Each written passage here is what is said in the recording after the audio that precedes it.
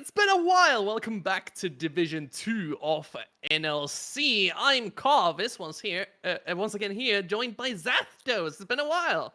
Yeah, it's been a while. I remember those semi-finals Yumi casting. One of these teams that we're getting cast today was back there, Rich Gang, and of course them going against Lazy in Life, a newly promoted team. And I feel like this is a good reintroduction to the NLC. There's a couple games played, a couple mishaps from a few teams, but today we've got some bangers on our hand.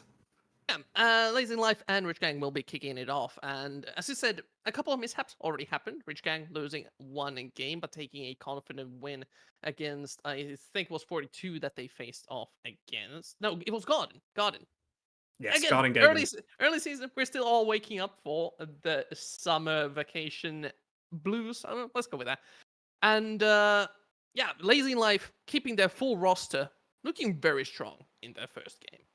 Yeah, of course, coming up through the promotional series, being a Norwegian team coming up here. And of course, you, Carvis, being somewhere up there north. You're pretty happy with another team coming to join us that you can root for and be excited to see. But today, going to be a pretty close matchup, at least from my understanding, because Lazy in Life, the brand new team. But to be honest, I'm expecting them to hit this playoff and hit the ground running, especially at their top laner, Shato, who did have an amazing Camille game in their first game of the season, where he was able to take over. And what a season they've been having for a ton of rookies. Yeah, and Strato, of course, performing really well in the RPS as well. Known to be this strong side laner, can take over a lane if you don't have someone that can easily shut him down or even put some additional resources into the top side of the map. And typical rookie to the NLC scene on the side of Rich Gang may face a considerable wall in Strato on the top side of the map. But for Rich Gang, where I'm looking is the jungler Slice, who seems to be the main carry of the team. Yeah, Slice being more favoured towards those AP carries as well. Talia has been one of his favourites. Same with the brand as well. And when you play one or two of these type of champions, you have a lot of early game aggression, especially with that brand. Once you get that stun off, you can really start making plays for the teams. As both of these two teams have kind of different styles. As we said before, Lazy in Life is all about that top laner of Shato. And the way you know this is their bot lane played Alistar Seraphine. If you pick those two up, Carvis, I feel like you already said, hey, bot lane doesn't matter. Go roam around the map. Help our team win. Yeah, and while they did play the Alistar Seraphine, don't underestimate Tide and Sin. Tide can be a hyper carry if needed, so Lazy Life still yet to show the flexibility of this team. But yes, the Seraphine is something that you have to keep in consideration for this top side of the map if they need additional support. But we are ready to go into the draft, and looks like already we see the Alistar banned away. Yep, seems like they're not wanting to give one of those big engaged tanks over to the side of Lazy. Remember, they got paired amazingly with that Seraphine. While Lazy trying to make sure the Mireille doesn't have a comfortable AD carry, banning away the Kalista and the Zeri. I'm going to be interested to see if they want to ban the Ashe away as well. If they don't want to give over one of those comfort picks, but when I've been seeing Rich Gang play, they're a big fan of this Corki in the AD carry position, and it seems to be high in priority in Division 2 as it has that flexibility of going either towards the mid lane or towards that AD carry pool. I think that's a bit of an understatement to say it's a high priority in Division 2. I feel like it's a high priority everywhere. Corki's been an absolute menace, but so has Tristana. These are the two main AD mid laners that can still be flexed into the AD carry position. And I don't know, picking Tristana instead of the Corki as the blue side first pick, what do you think? Oh, well. Well, it does seem like they will not be going for the choice you had, and I'm actually really happy they didn't pick up that Tristana, as that Talia is an incredible counter into it. Of course, we know it can be flexed between the jungle and the mid laner of Pable, as the side of Lazy have really been flexible as they've been together for a very long time. But with that Jinx getting locked in, it's looking like Rich Gang are going to go for a scaling style. So I expect Lazy to be picking up that AD carry hit and maybe their jungler as well, but instead are going to be picking up that Rumble, most likely going to be in that top lane, as they really just want that big damage, well, top laner that they thought they would get with Strato. This is the thing that I was wondering about, is that, do you really want to go for those flex picks when we're on 14.1?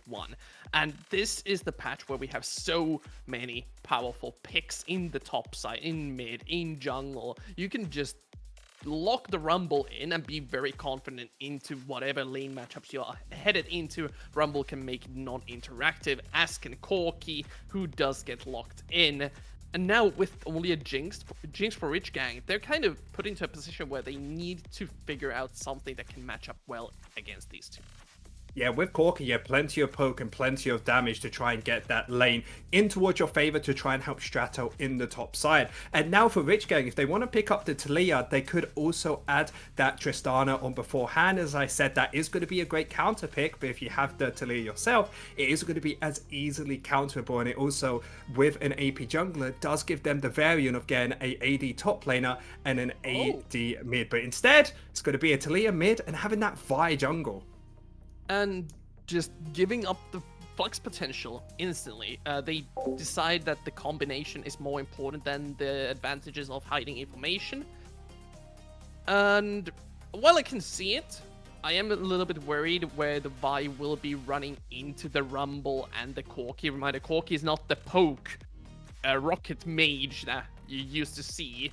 He is an all-in AD carry now that can just blow anyone up out of nowhere. Viego being locked in as the final pick of the first rotation. Thomas, I love this. I actually really like this Viego for one reason. What does Vi want to do? She wants to get in. Does she really have any way of getting out? Probably not. So what they can actually do on the side of Lazy is allow this Vi to come in, kill her off instantly with the burst damage you said about Corki and with this Rumble. Find that reset and find that re-engage. This is why whenever people pick up this Vi, you have that Viego getting locked in. But we are going to get ourselves to the second ban phase. Lazy still need to have a little bit more of a front line. Still need to either pick up their mid lane or AD carry with that flexibility. While the side of Rich Gang, they need more engage potential to help this Vi burst someone out to give that reset with that Jinx. So I do expect a lot of support bans from the Lazy side, especially something like a Nautilus or a Khan, which seemed really useful in this situation. Agreed. For Lazy though, I still want to return to this Viego a little bit, because I was expecting more something like a job to pair up with this Corki and Rumble to provide that, as you said, additional frontline and engage tools, which they seem to lack. And Rich Gang are targeting that heavily. Ornn and Rel both removed. And are they actually saving it for us? Hold up. What are we thinking? A Rumble support? I mean, yes, it could possibly be Rumble support. From all of the information I have, I don't believe Kansk has played it in the bot lane, but still, they might be able to do something with that. And if they are going to pick up that AD carry here, I'm expecting a Nautilus or Leona last pick from the side of Lazy to give themselves a little bit more CC, as both of these supports seem to be massively favoring this Nautilus, as it just has that point-and-click CC of that ultimate. So now, if Rich Gang lock this in, they have a lot better of engaged potential, and it all comes down to, can Vi get this pick off with the team and find that reset, or are they just going to get bursted out and give Viego the reset instead? Well, we'll get to see what the final bursty champion will be, assuming that this will be the top laner. Gragas would be interesting. Doesn't match up that well against Rumble as far as I know. Yeah, so, it's not going to be the best matchup in the top lane, but to be honest, you're not picking Gragas for the lane. It just allows you to push out the wave, allows you to stay safe. As you can clearly see, Rich Gang is very much for this bottom side, trying to help Mirei become this big damage dealer from the team, especially with Talia as well. Can use that ultimate to get down, as the final pick is going to be that Maokai. Going to give themselves a little bit more flexibility, a little bit more defensive capabilities as well. So that lockdown CC will make it a lot better for that Rumble ultimate to be packing the punch they want it to. I think I like this better than the Leona. Just provides that non-committal engage tool in the ultimate. Sure, Solar Flare can do that as well, but you usually see the Leona coming in at full force after the Solar Flare has come down. Maokai can kind of play a little bit more slowly, let the Kai'Sa do her thing.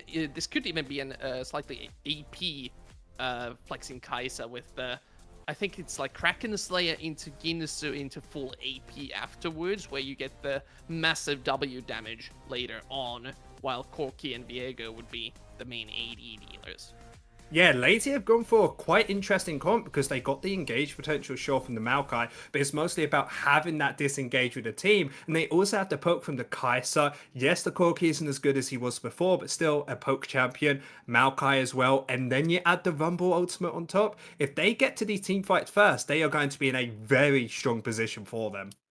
I mean, it feels like they're a bit squishy though on the They side are, of Lazy. definitely. This is like the optimal situation for the Jinx composition to just catch someone out, get excited, and run over an entire team fight. Okay, so this is the reason I wanted Leona, because of course, has that tankier capabilities. And do you know the best item in the game, at least for tank support right now? Is this a trick question? Is it a support No. item? Well, it kind of is. It's kind of a top lane item. It's green. Green? Warmogs? Yes. Yep. Warmogs. Yeah. Warmogs is absolutely busted. It hasn't been nerfed this patch. And if I was picking a Leona, the reason you become so tanky is you pick up that Warmogs, you have the W to give yourself extra shielding as well on top of it with those base stats, that you become an absolute monster compared to a Maokai, where yes, it can heal up a little bit more, but definitely does better with getting a locket into a Knight's Vow afterwards. So they will be squishier, so we will have to see if Rich Gang can try and get something out of that. And it's interesting that you bring this up because I've recently seen some really weird tech regarding Walnuts. Like Go on. in NLC 1, we've seen it on Poppy and all these other frontlining tanks, but I've also seen Grasp Zillion show up every now and then where you just build Warmocks on the Grasp Zillion and just go like, well, I'm not gonna die, but if you don't kill me, I'm gonna revive someone. Okay, so if we're talking about Zillion, Renata's just better.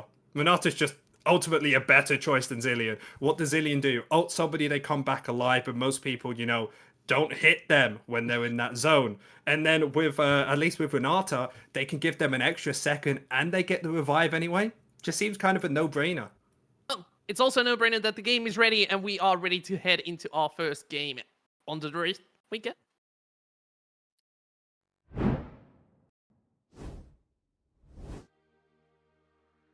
More nature imagery to be seen. A snail. I don't think love we've it. had a snail before. I'm a big fan of a snail, we have the frog usually. Sometimes we have the deer in the background, but now we get the snail. But Rich Gang versus Lazy in Life. First game of the day, and the good old Nautilus level 1 rush down mid lane. And will we see a flash from Kanashe once he sees Pibble? Nope. Just quick look into the mid lane. And into the regular 5-pointer start we go. No wards placed down just yet from either side. Yeah, Arcade Comet is going to be up towards the top lane for Strato, so expect a very annoying lane, to say the least, for typical up towards top lane is going to be constantly pushed out. Should talk about the 5 points if we do expect Viego to be pathing down towards the bot lane to help them out, but most likely is going to be a 6 camp clear for both of these champions. Is level 6 is really the go button, most importantly, for Rich Gang, as I can just jump in and try and get those one-shots happening, especially with the help from Talia with the Weaver's Wall then. Yeah, and as I said in Champ Select, getting Mirai to that critical 2 to 3 item mark and start fighting over the dragon win condition is the key for Rich Gang. While Lazy trying to be a bit more scrappy, they have a ton of snowball potential themselves and eventually will start to outrange Rich Gang a little bit, assuming that this Kai'Sa will go towards the more AP scaling build. Yeah, I've mostly been seeing on-hit variants of it where they can get themselves damage in both categories, but I would really like more AD focused on them, as Corki does do a little bit of AP damage themselves. And when you have Rumble in the top lane, you love him to be that solo AP. As everybody see when he gets himself to that overheat mode, it just seems like he can 1v9 if he is going to be in range of the enemies. As yet, both junglers will be going for that 6 camp clear start, as bot lane is going to be more focused towards Rich Gang, as they do have an easy path, easy way of pushing out this wave. So when you have the Jinx, you can't really contest her. But the thing about the Corki is that after the rockets got changed into being full physical damage, the only AP damage that Corki provides is from Phosphorus Bomb. And if you are in range of Rich Gang to Phosphorus Bomb them, you may have a Nautilus and a Vi on top of you fairly quickly. I absolutely had no idea what the name of that ability was. Like, out of every single ability that you had to learn to become a play-by-play, you decided, yes, Phosphorus Bomb is the one I need to know. Don't you remember my Corki hat? This is my favorite champion in the game. I would know this by heart. Well, I mean, you are a mid lane player, of course. You have been casting for a while. Kind of makes sense to you know the exact names of both abilities, as both junglers will be still pathing towards the bot lane. They are going a little bit faster on the Viego side, so maybe he can get here a little quicker, as flashes are available on both of these bot lanes. But most importantly, the cleanse on this Jinx could be the make or break, as yes, they have CC on Lazy, but it's going to be easily broken by Mirai in this bot lane if they try and go for a fight. It's all down to whether or not Lazy can layer the CC from Milkshake, where Sim is looking for those Ws, and Milkshake will instantly flash W follow up once it starts to wear off. So there's that small opportunity window. You can still burst down the Jinx due to that double CC coming in. But if you have like Captain Jack level reflexes, they should be fine. And with the friendly jungler pathing towards the bot side. I was about to say, do you want me to burst your bubble? We had this whole point of, oh, bot lane, there's going to be a fight 3 versus 3. It's going to be super exciting. Cleanse might be in. Viego walk top side, so that's not happening.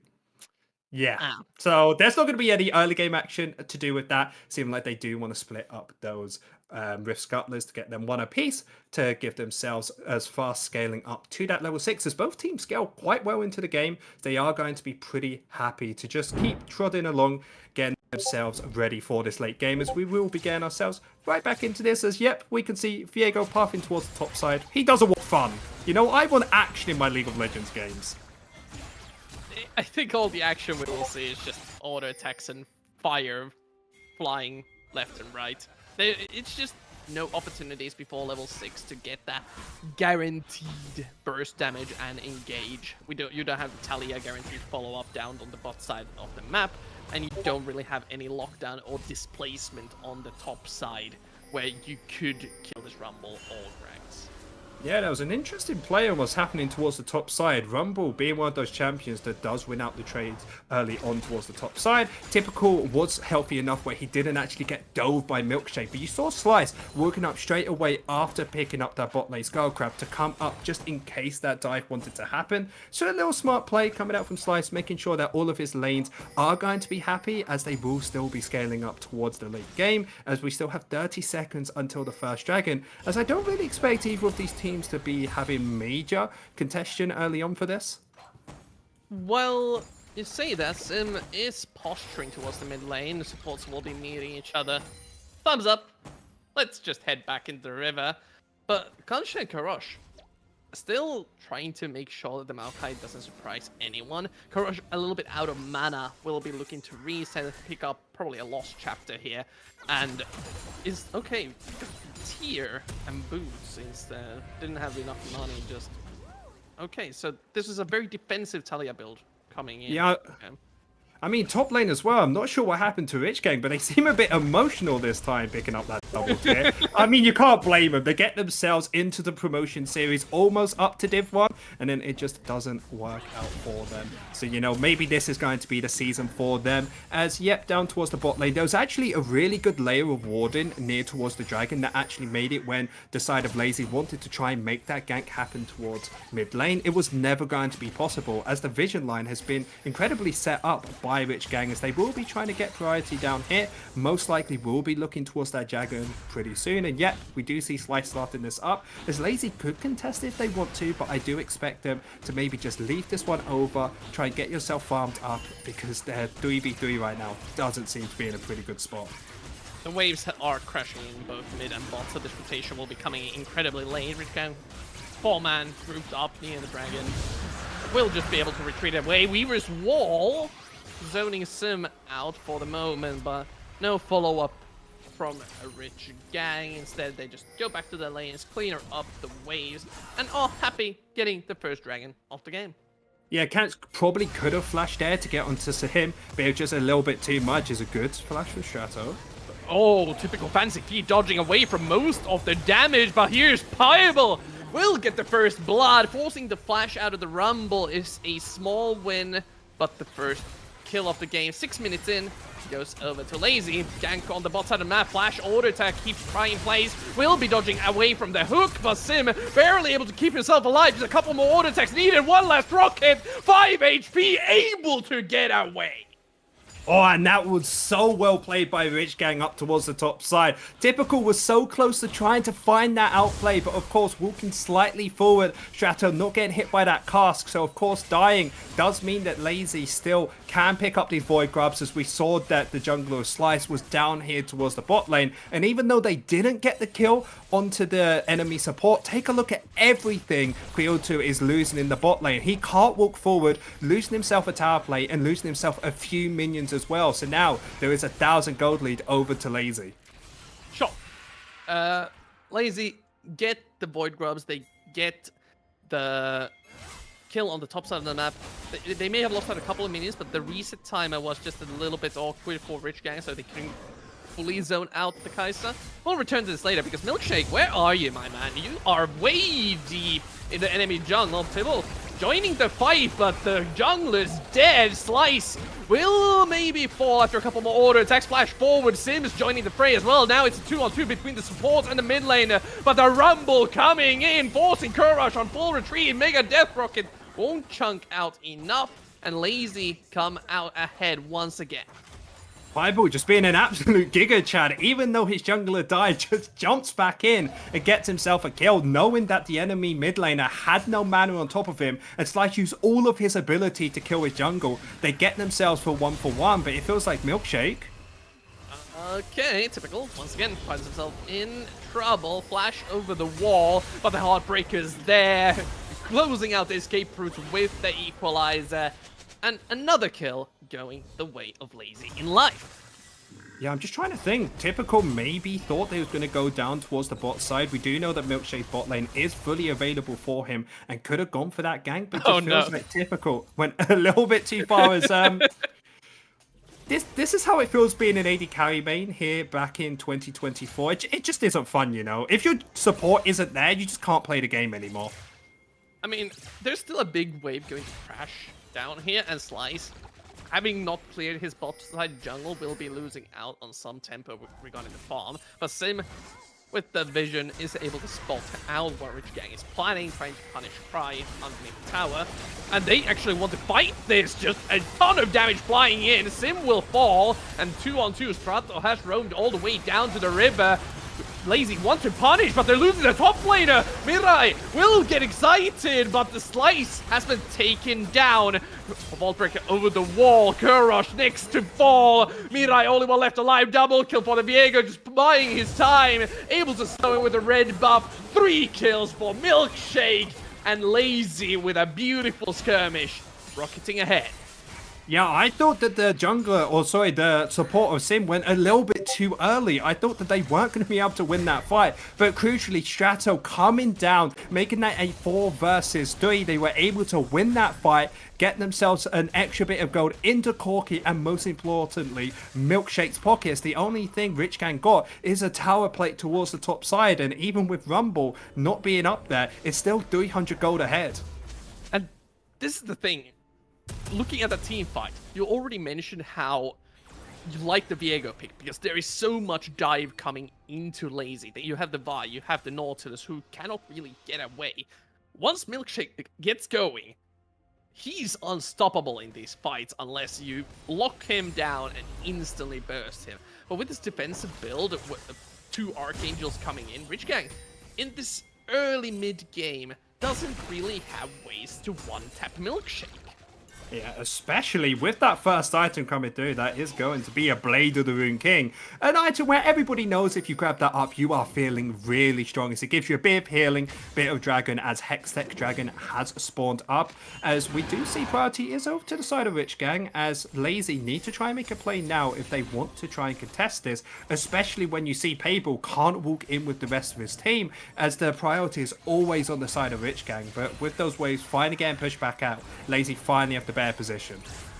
They find a moment of respite to get themselves into position. Strato, without his teleport, already starting to roam down towards this dragon. Will be clearing the mid wave just to deny some additional resources, and Rich Gang now have to reconsider what they exactly want to do with this objective. Yeah, no teleport. No teleport available for Strato, and Typical still having TP up. If Rich Gang want to contest this, there is going to be a decent option to do so. But take a look. Every single time Lazy is waiting here, trying to contest this, but doing nothing, Rich Gang is slowly poking and prodding, getting a tower plate in top lane, getting a tower plate in bot lane. But Lazy may be looking for Psych here, are unspotted in this bush. But yeah, Rich Gang, a great job using the teleport advantage up top lane to get themselves the dragon without any contestation. They have Maokai Ultimate available, will be using it. Milkshake avoids the hook, but the dragon's already gone. It's another team fight angle for Lazy as they get the first kill, but Milkshake falls apart in the hands of Courage. Now Cry dodging away, but the Kaisa in the front line will not be able to stand for long. Shutdown going over the Courage, flash forward, keeping Piebald in place. The Corki would be a major kill to get, brought back by the seismic shove. One more hit should be enough. Rooks are going the wrong way. Slice gets the shutdown, but the revenge kill over to the Corki.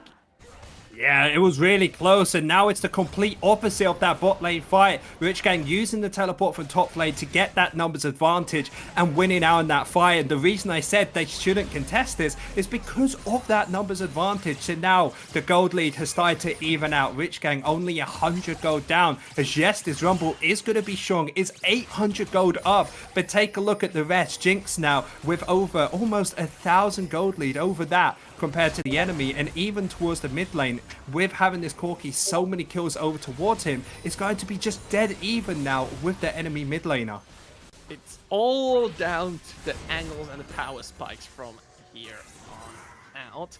But looks like Lazy trying to secure 6 scrubs for themselves would be a huge boon when it comes to sieging and late game insurance, trying to end the game. Typical feeling confident already, bouncing Strato towards his team. Flash expended, and the Rumble will be the first one to fall. Oh no, very close to surviving, but here's the rest of Rich Gang.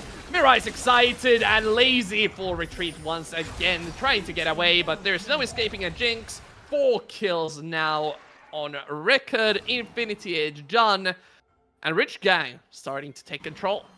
Not even just Rich Gang, Mirai, there's AD carry. You said before 4 kills, but most importantly, that Infinity Edge being completed, and now an extra 600 gold in towards their pocket and being the first tower as well. Rich Gang are feeling in a great position, as yet again, like last fight, they had the numbers advantage, having their Jinx opt to, instead of go towards the bot lane, help out with that fight, allowing them to win it out, and then use the teleport from Kyros down here in the bot lane, so even though Kais was all on her own, couldn't even get a tower from it. And it really does feel like whenever we see these fights, whoever has the initiative usually does come out ahead. Yeah, it really does feel that way, because when you are early into these splits, you always think about, hey, team, what are we meant to do together? And it does feel like some of these team fights, they're like, oh, guys, we can do this, but they always miss out on that one small thing, like the teleport in the top lane, or think that the Jinx instead went down towards the bot lane instead of joining those team fights. As Lazy will still have a very strong top laner of Stratos. They are definitely not out of the game, but they are now 1,000 gold down. Bomba brings him back into the tower. Typical. One more hit will do it. Trying to auto-attack him down, but finally the body slam comes of a cooldown. Minions will finish off the trade. 1-for-1 between the top laners. A bit of mechanical outplay shown by Typical. He does not want to give up the kills that easily. Carvis, this is absolutely painful as a caster. So I say, hey, they're not going to contest this. They contest this and, lose the fight. And I'm like, oh, the top lane is super strong. Now he's down. At least I haven't said anything about the jungler, as he almost gets picked off here. Karosh will be, again, closing out the routes of approach from Lazy, but not able to get the Viego kill. Good escape using the ultimate from Milkshake, but now they smell the blood of the towers. Whatever may be flowing in that stone will soon be revealed, as the Herald will at least take down one. Sims being caught out and bursted down before he's able to respond in any way, shape, or form. The Herald, though, will fall before he gets the second charge of the equalizer used to clear most of that wave. Just 1 kill and the tower going over to Rich. Yeah, Rich Gang is feeling really oppressive at this point, as both these team comps are all about if you can get that snowball, you can completely take over this game. And Rich Gang, when you have 2 point-and-click TCs with Slice and Kanska's both of their ultimates, whenever they want to make a fight, it's basically impossible not to get that good fight. With their Jinx now having 2 items into their pocket, that it's really difficult to see a part where they don't win this fight unless Lazy find a pick onto this AD carry straight away. And with the way they built their team comp to be more defensively minded and try to dissuade their enemies, how are they ever meant to get onto this Jinx and kill her? It needs a perfect angle from Sim. It feels like this Maokai is in a critical spot to be the playmaking tool for Lazy. Unless Strato manages to find some sort of an insane equalizer angle that just cuts off all retreats and some sort of choke point, which they're kind of setting up for, teleporting in. Oh no! That's a misclick and a half. That Sonny is gone already. Well, they get the dragon, but lose out on their top lane Zonia.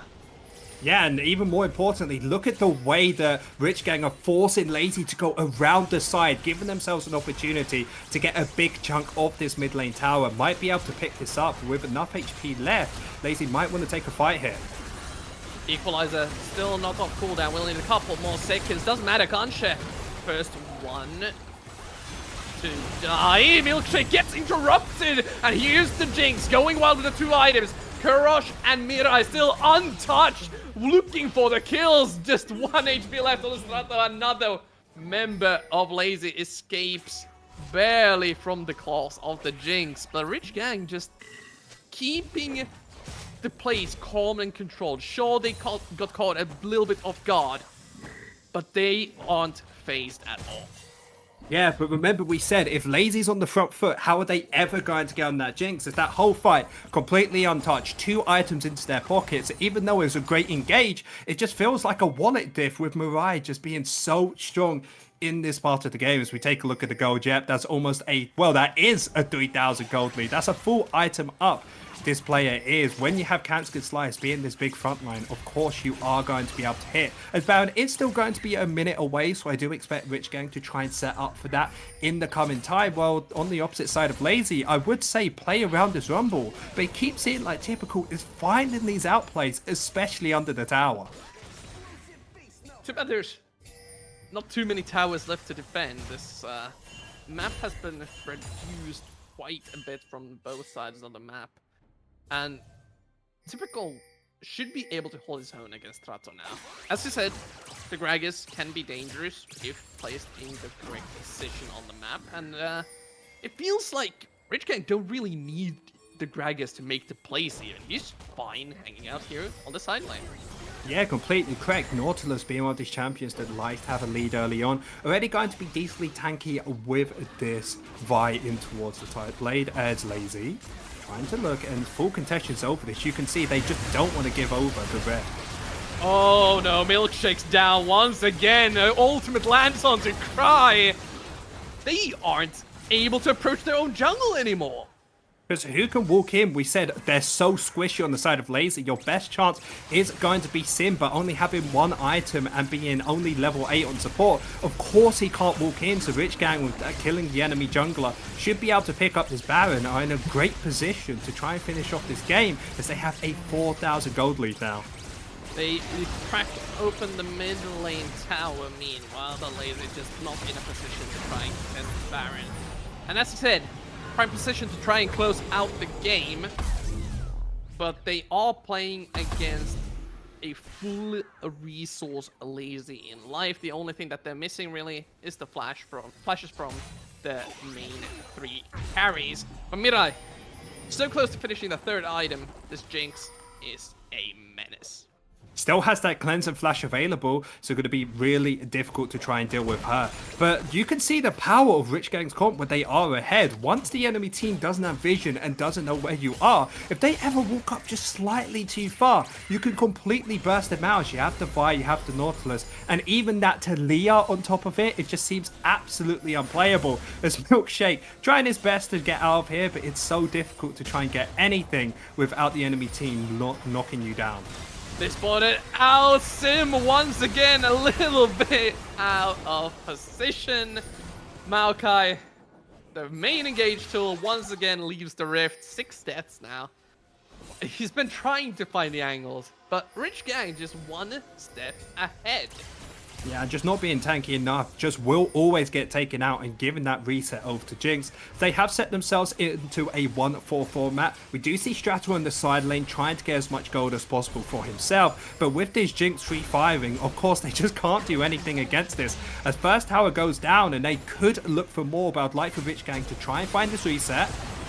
Yep, that's the Maokai engage coming in. Slice will CC quite a few members of Lazy, but they're just getting stat checked at this point. Mirai is godlike. Strato gets shoved back, stunned up. Pibble trying his best to keep Rich Gang away, but there's a split push going on in the mid lane as well. Lazy getting spread apart, forcing the flash out of the rumble. No way to get in anymore. They hold on to the mid lane tower, and the members slowly but surely respawning. Rich Gang able to win the fight, get the bot side inhibitor tower, but the inhibitors themselves still stand strong.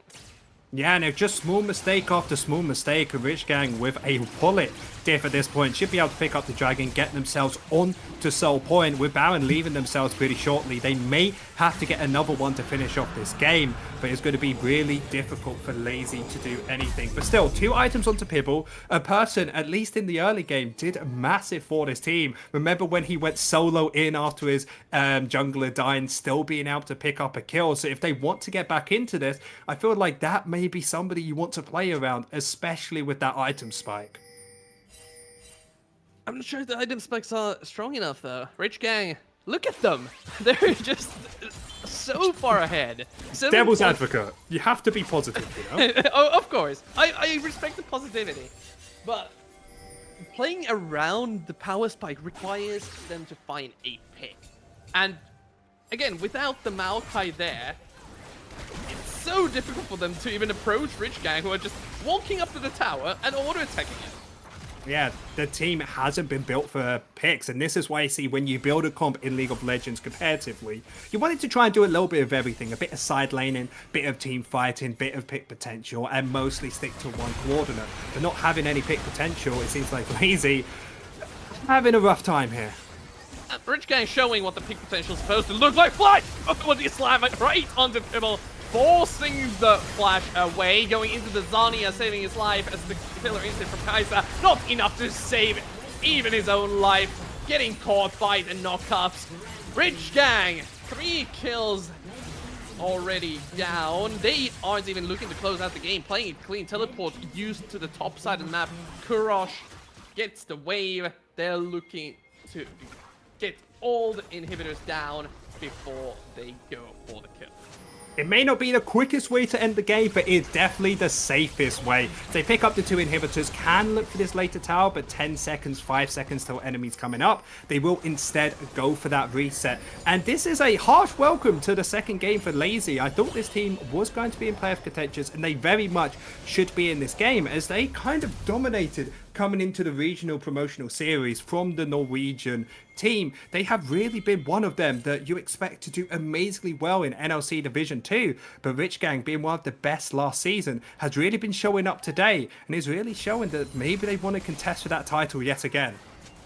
Yeah, again, Rich Gang's one loss is the Unique, who are currently 2-0, looking like the team to beat, led by Touch, who already are better in the NLC scene. No, that's not a team that is like bad to lose to. And if the game was competitive, I think that was the one that I missed.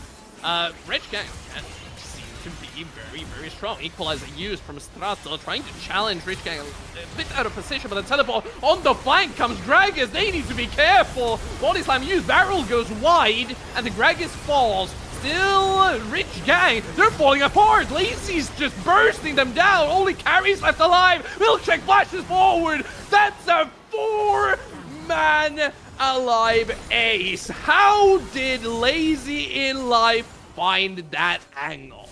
I can't believe they did it, but they won that fight. It all came down to that Talia ultimate. They tried to use it to get towards that backline, get to that fight early, but it took them so long to try and put it down that Jinx was actually completely away from that fight. Same with their jungler Vi, so he gets bursted out. Typical's all on their own, so gets bursted out themselves. And yes, Jinx is finally able to free fire, but it's too little, too late. So Lazy get themselves the Baron, and we thought they were going to keep this simple. Keep it easy, finish it the right way, but now it's looking a whole lot harder as Lazy got themselves in only a 3,000 gold lead deficit. And is this the point where this slightly defensive itemization from the two AP carries from Rich Gang is going to bite? Because it feels like now that the third items are there for Lazy, they hurt. They really do hurt. Zeus Embrace will be up for this next fight. Still, Soul Point in 40 seconds. Rich Gang are going to be in full control of this bot side where they want to try and contest this. Lazy cannot give this up. If they give this up, the game is still over. So they need to win another fight. Fortunately for them, all of their ultimates are going to be available to do it. But Rich Gang, I don't think they're going to be making that mistake yet again. That was the dream choke point fight that Lazy in Life were looking for. You get the equalizer to start it off, that damage from the Liandry already ticking down, and the Gragas just did nothing. Even with the flank teleport, the barrel didn't hit anyone. They get the reset for the Viego off of that easy kill, separated from the rest of Rich Gang, and from there, it feels like the Corki and the Kai'Sa have hit this magic moment where, hey, we can kill you. I mean, if you think about it, it's isolated damage onto one single member of Rich Gang. So, of course, they will be able to kill. As we see Lazy trying to push out these waves, trying somehow to get in here. But with 20 seconds down, they're on a very small timer. But how are they going to walk in? As you can see, Rich Gang tried to stay around, have that point and click CC, but want to try and kill someone quick. Getting caught out, already dead. Equalizer used, trying to peel the rest of Rich Gang away, but they want to keep this fight going while Jinx is excited. That's the second kill now. Korash, Weaver's Wall. They find Fable, flash over the wall. Rich Gang are not phased. They are going into the bank with a possible second win. Only Cry and Milkshake alive to hold on. But the minions are marching down mid lane. Milkshake doesn't have the wave clear necessary. They need to work some kind of a miracle as the Nexus Tower is on the target. Hooking. Tries to flash over the tower, kiting backwards to the best he can. But it is not enough. Rich Gang. It looked a bit spooky for a moment, but they close out the game.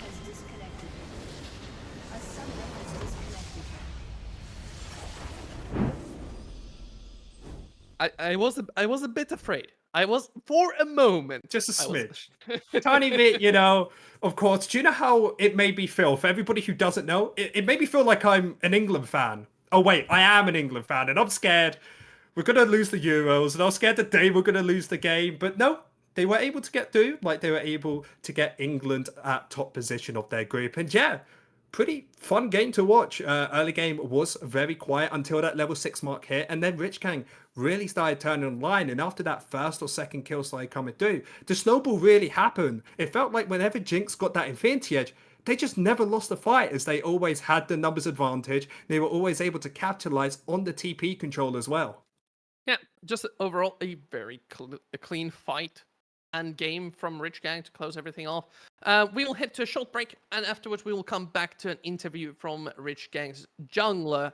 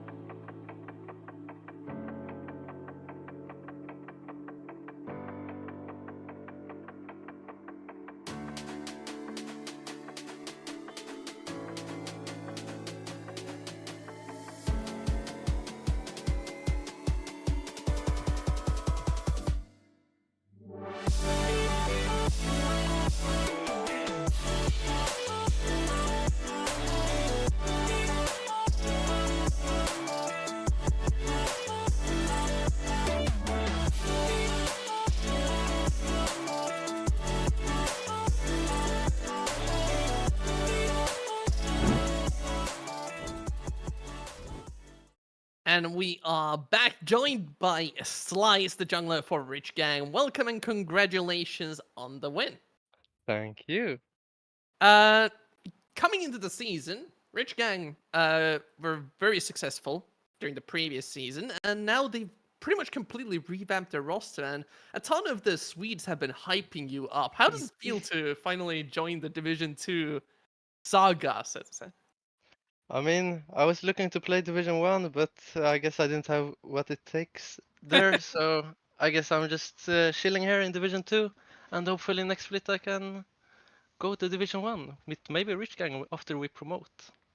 Damn, that is some confidence coming out from you. And I know we don't have a camera here, but you have a Vi picture. Is that your favorite champion, or if Thank you. not, what is it?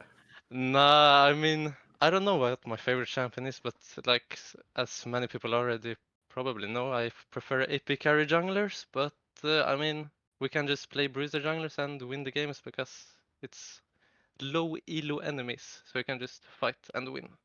That is some confidence to say. So, of course, you just called them low elo enemies. Do you have any words for any other teams? Is there somebody who you think is difficult to play, or do you think they're all just below you? I mean, I think Unique is and was the only team that was gonna win against us. Like no one else really. But we'll beat them in playoffs, so should be fine. Well, playoffs are still a long way away, and as you said, you're mainly known for AP junglers, things like the Brand, things like the Talia. Rich Gang, for us in Division 2, has some notoriety for cooking a bunch when it comes to drafting and the way they play the game. Will we see hints of that similar style with this new roster? I mean, we saw the Vayne pick, the first official, no? Of course. It's like he was first and he thought he was capped, so like, Dylan, pick me Vayne, pick me Vayne. What happened? Just like, I mean, what went through? nothing happened. Then out of nowhere, our top laner was like, yeah, go Vayne, it's good angle. So I was like, okay, sure, we trust you. And we won the game. If it works, why? Yeah. It just works. Thank you so much for coming to the interview, though. Expecting to see way more fun stuff from you guys in the future as well. Thank you. Have a good one. And with that,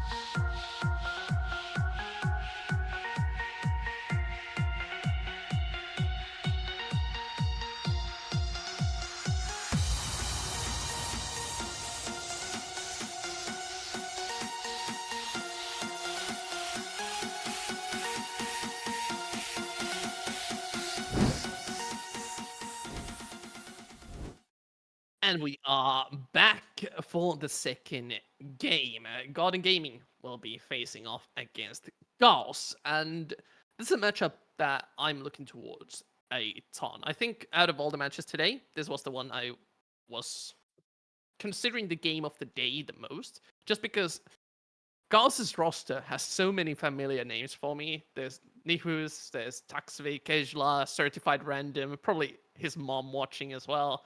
Nila, there's just this is a very star-studded roster if we consider it by Division 2 experience.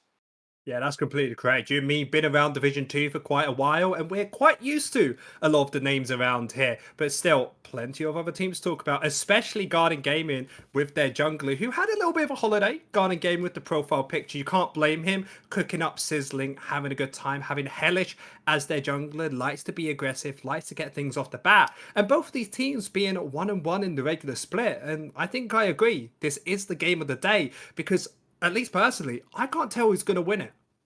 Yeah, the thing about the 1-1 statistic here is that while Garden is 1-1, their one win is against Fourth Wall, to whom Chaos lost to, while they beat 42, who is currently 0-2. But we'll see in draft who can get the advantage this time around. The sample size doesn't mean anything. It's 1-1, guys. Like if they're 6-0 and they still lose, cough cough Fnatic, you don't really matter about it. As the bad phase coming through, like you said, is going to be that Ashe band away. Is a possibility for Chaos to maybe want to pick side up like a Kalista instead, or still side like a Zeri or any other AD carry still very much on the table. As a GG will be banning away that Orianna, as it seems like a lot of these teams are just picking comfort that I like to play and banning away comfort for the enemies. As you said before, Lucian, we know that Squidly is very comfortable in that pick. Certified is also known as a very apt Lucian player, though, so interesting Gauss choosing to ban it out themselves. Well, Garden definitely has done their scouting, getting rid of the Ivan. Taxvig, probably the only Ivan player we have in the entire league, and has carried plenty of games with that, providing some much-needed assistance to AD star mid laners, who are pretty good at the moment. Tristana and Corki both left open, and guess who's back? Back again. It's the Corki. Lima Oscar Lima. Here we go again. I'm going to be using this hat a ton this season, I have a feeling. That's sensational. Just absolutely sensational. Wow. You know why we went different screens? It's just to see you in all of your beauty. Carvis, phenomenal. But yes, Tristan on the opposite side. But Hellish, we wanted a bit of cooking from Garden Gaming, and they have picked up that Carthus. Going for an AP jungler, so I do expect an AD mid laner, or sorry, AD top laner coming out from GG. Well, Chaos, with that Corki in hand, maybe an AD carry coming through here. We know that Zeri has been liked. We know that different champions like the Jinx have been very high in priority for a lot of these teams, but instead, this is the battle of the junglers. We have a Kindred and we have a Carthus. It's going to be a good game. That's a very early Kindred, by the way, and on blue side. So, do you have a Kindred hat? I don't have a Kindred hat. I have a Corki hat and my Lulu hat. Those are the only two that I have. I absolutely love this, Carvis. It shows how much you care about this League of Legends scene. As Leona is going to be getting locked in, going to have the tankiness and the engaged potential to try and help Taxvig. It's the big thing that you want as a jungler like this Kindred, is that you want to have Prio in lane. So, of course, having the Corki can help with Prio in lane. Probably not against the Tristana. So now, when you have that Leona down bot lane, what champions could really help you do this? Maybe the Jinx there. Maybe having a priority in top lane can help. And you need that early game assistance to the Kindred to start getting stacking. Otherwise, I have to say, Golden Guardians in a pretty good spot. Or sorry, Garden Gaming. I mean, GG, come on. Close enough. Oh, it's close enough. The one thing that I'm a bit worried about if you pick Jinx here is that your damage profile will be heavily skewed towards AD. And it may be a bit of an issue if this Corki heads into the mid lane. So, because I'm seeing the Varus already, I'm almost expecting this Corki Leona to go down to the bot side of the map and the mid lane be left to a later pick. Yeah, because we said that Chaos has picked up a win. They did have that Corki as the AD carry in that team, so most like that Corki will be down bot lane to help them with priority, because Corki very good at pushing down there with the Leona. But most importantly, gives them counter pick towards the mid lane, allowing them to have a good 2 versus 2 with that Kindred. As the Alistar is going to get banned away, trying to make sure that they don't give them any comfortable champions down bot lane that can stop Leona from finding that engage. Compared to the side of Garda Gaming, that definitely think this Corki is down bot lane. This is where we see the Kennen and the Syndra banned out, as the side of Chaos is desperately needing the sort of AP.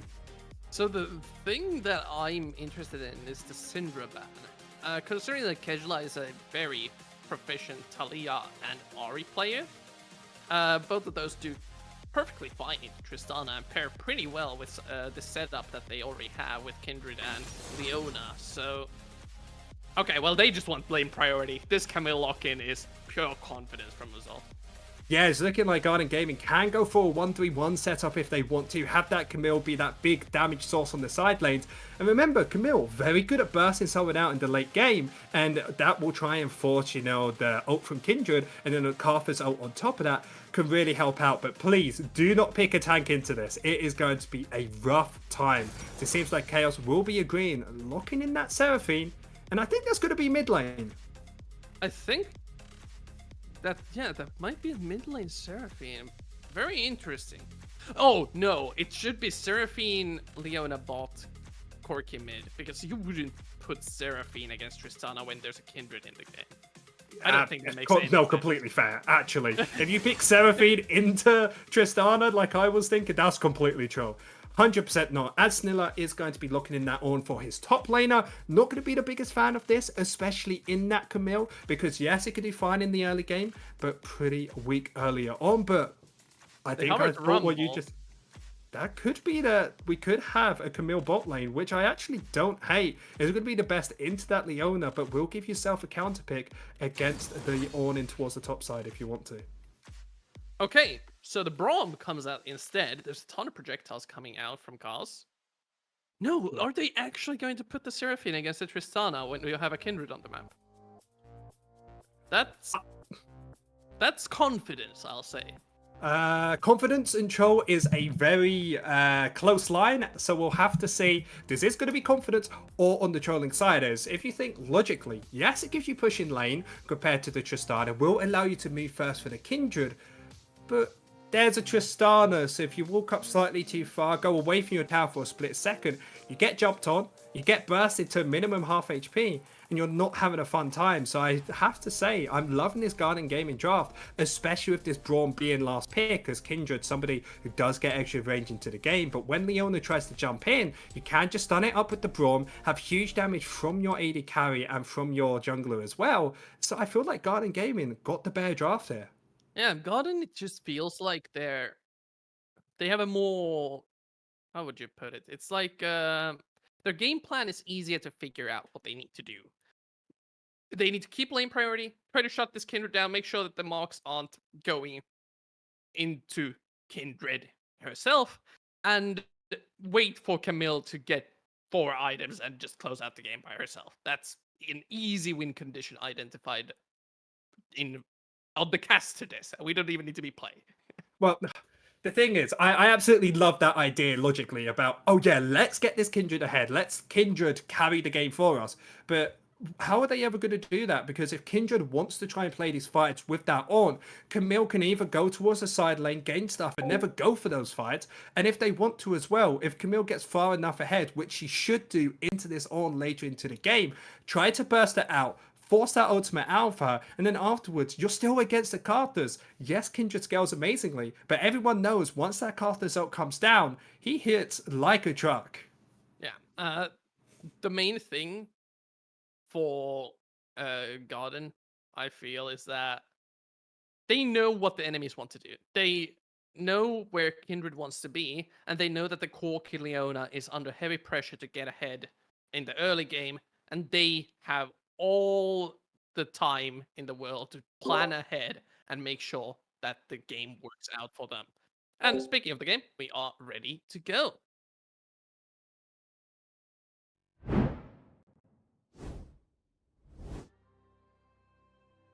another nice evening on the Rift as game 2 will be kicking off.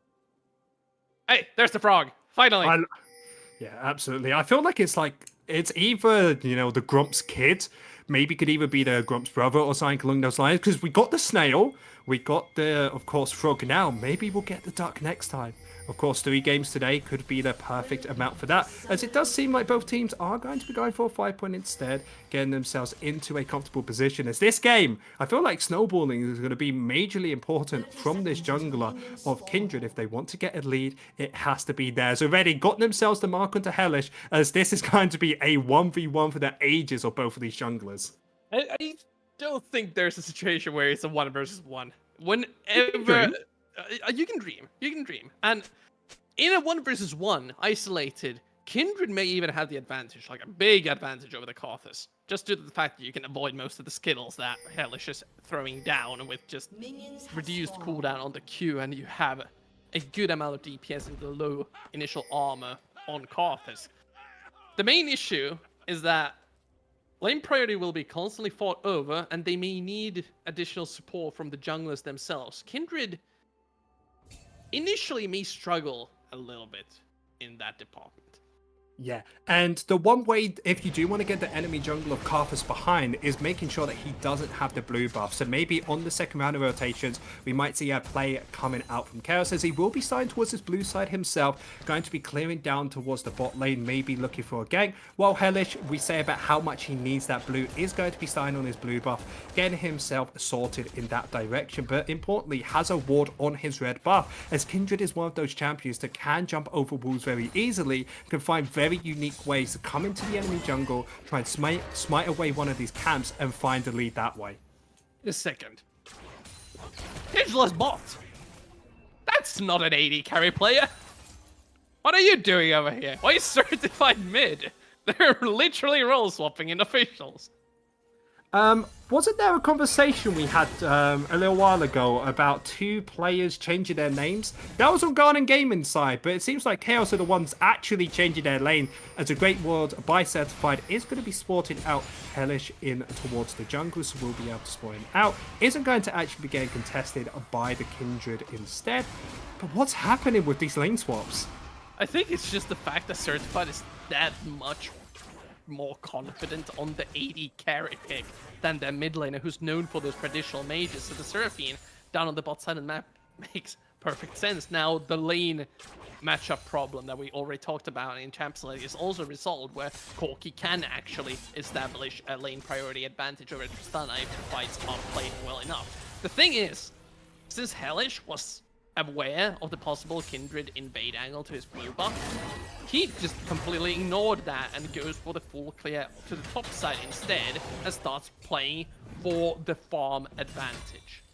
Yeah, going for that farm advantage is going to be 4 CS up, but Kindred not too far away. But take a look, Squidly in the early game will have priority, and we see Hellish running completely down here towards the bot lane, as they were going to try and attempt to use the bot lane prio and the mid lane prio to get themselves the Rift Scarlet that you see here, but of course doesn't need to, as they get away the first camp, and it does mean that that first stack the Taxfig wanted is going to be given over. Lost the 50-50 on the Scuttle spawn, and even if they had gotten the bot side Scuttle spawn, Hellish being in the mid lane that early makes it so that they can just shove the wave in instantly with Squidly and contest it as a 2-man group. Certified still challenging pretty well, just using the Halo Blades prop to chunk down Squidly as much as he can. Still having teleport available means that when he goes for these trades, if he doesn't get instantly bursted out, he will feel pretty confident. MKL taking a big chunk towards this bot lane. And talking about the fight that was happening in bot lane, I would have actually really liked if the side of Garden Gaming actually went for the fight down towards the bot lanes. They're prio in mid, prio in bot lane. You try to kill the enemy jungler, and even if you don't, you could have 2 Rift Scuttlers to your name instead of just the 1. Faded Ash is now finished for Hellish. Will just speed up the clear even more. If you didn't think Karthus clears fast, now he does. what do you even do on the map in this sort of situation? Everyone's just waiting. Yeah, it feels like everybody is trying to have a little fight on their own as both junglers will finally go for their first contest. We do see Kindred going towards the enemy jungle trying to bully out his Karthus, as he will have a comp spawning up pretty soon, and with Corki behind him, they can look for this. Yeah, they have the mark still on Hellish, so Taxway will just try to chunk him down, but the minions are participating, dealing a bunch of damage. Flash forced from the Karthus, backing away, but Uzal joining the fight. Flash forward, Taxvig still trying to survive. First blood for the Camilla. Squidly level 6 will hop onto certified. Can't CC him up just yet. Ninja is trying to peel for his mid lane and can't get the slow just yet. On Horn goes the insect. Won't get the kill, but certified being forced towards the enemy tower. Easy one picked up, traded over. Now the Ornn is the target. Wait, how did you get here? Ervin is here. Flash forward, doesn't get the Winter Spy, but the stun won't land. One more auto attack missed. And a very, very scrappy fight to kick things off.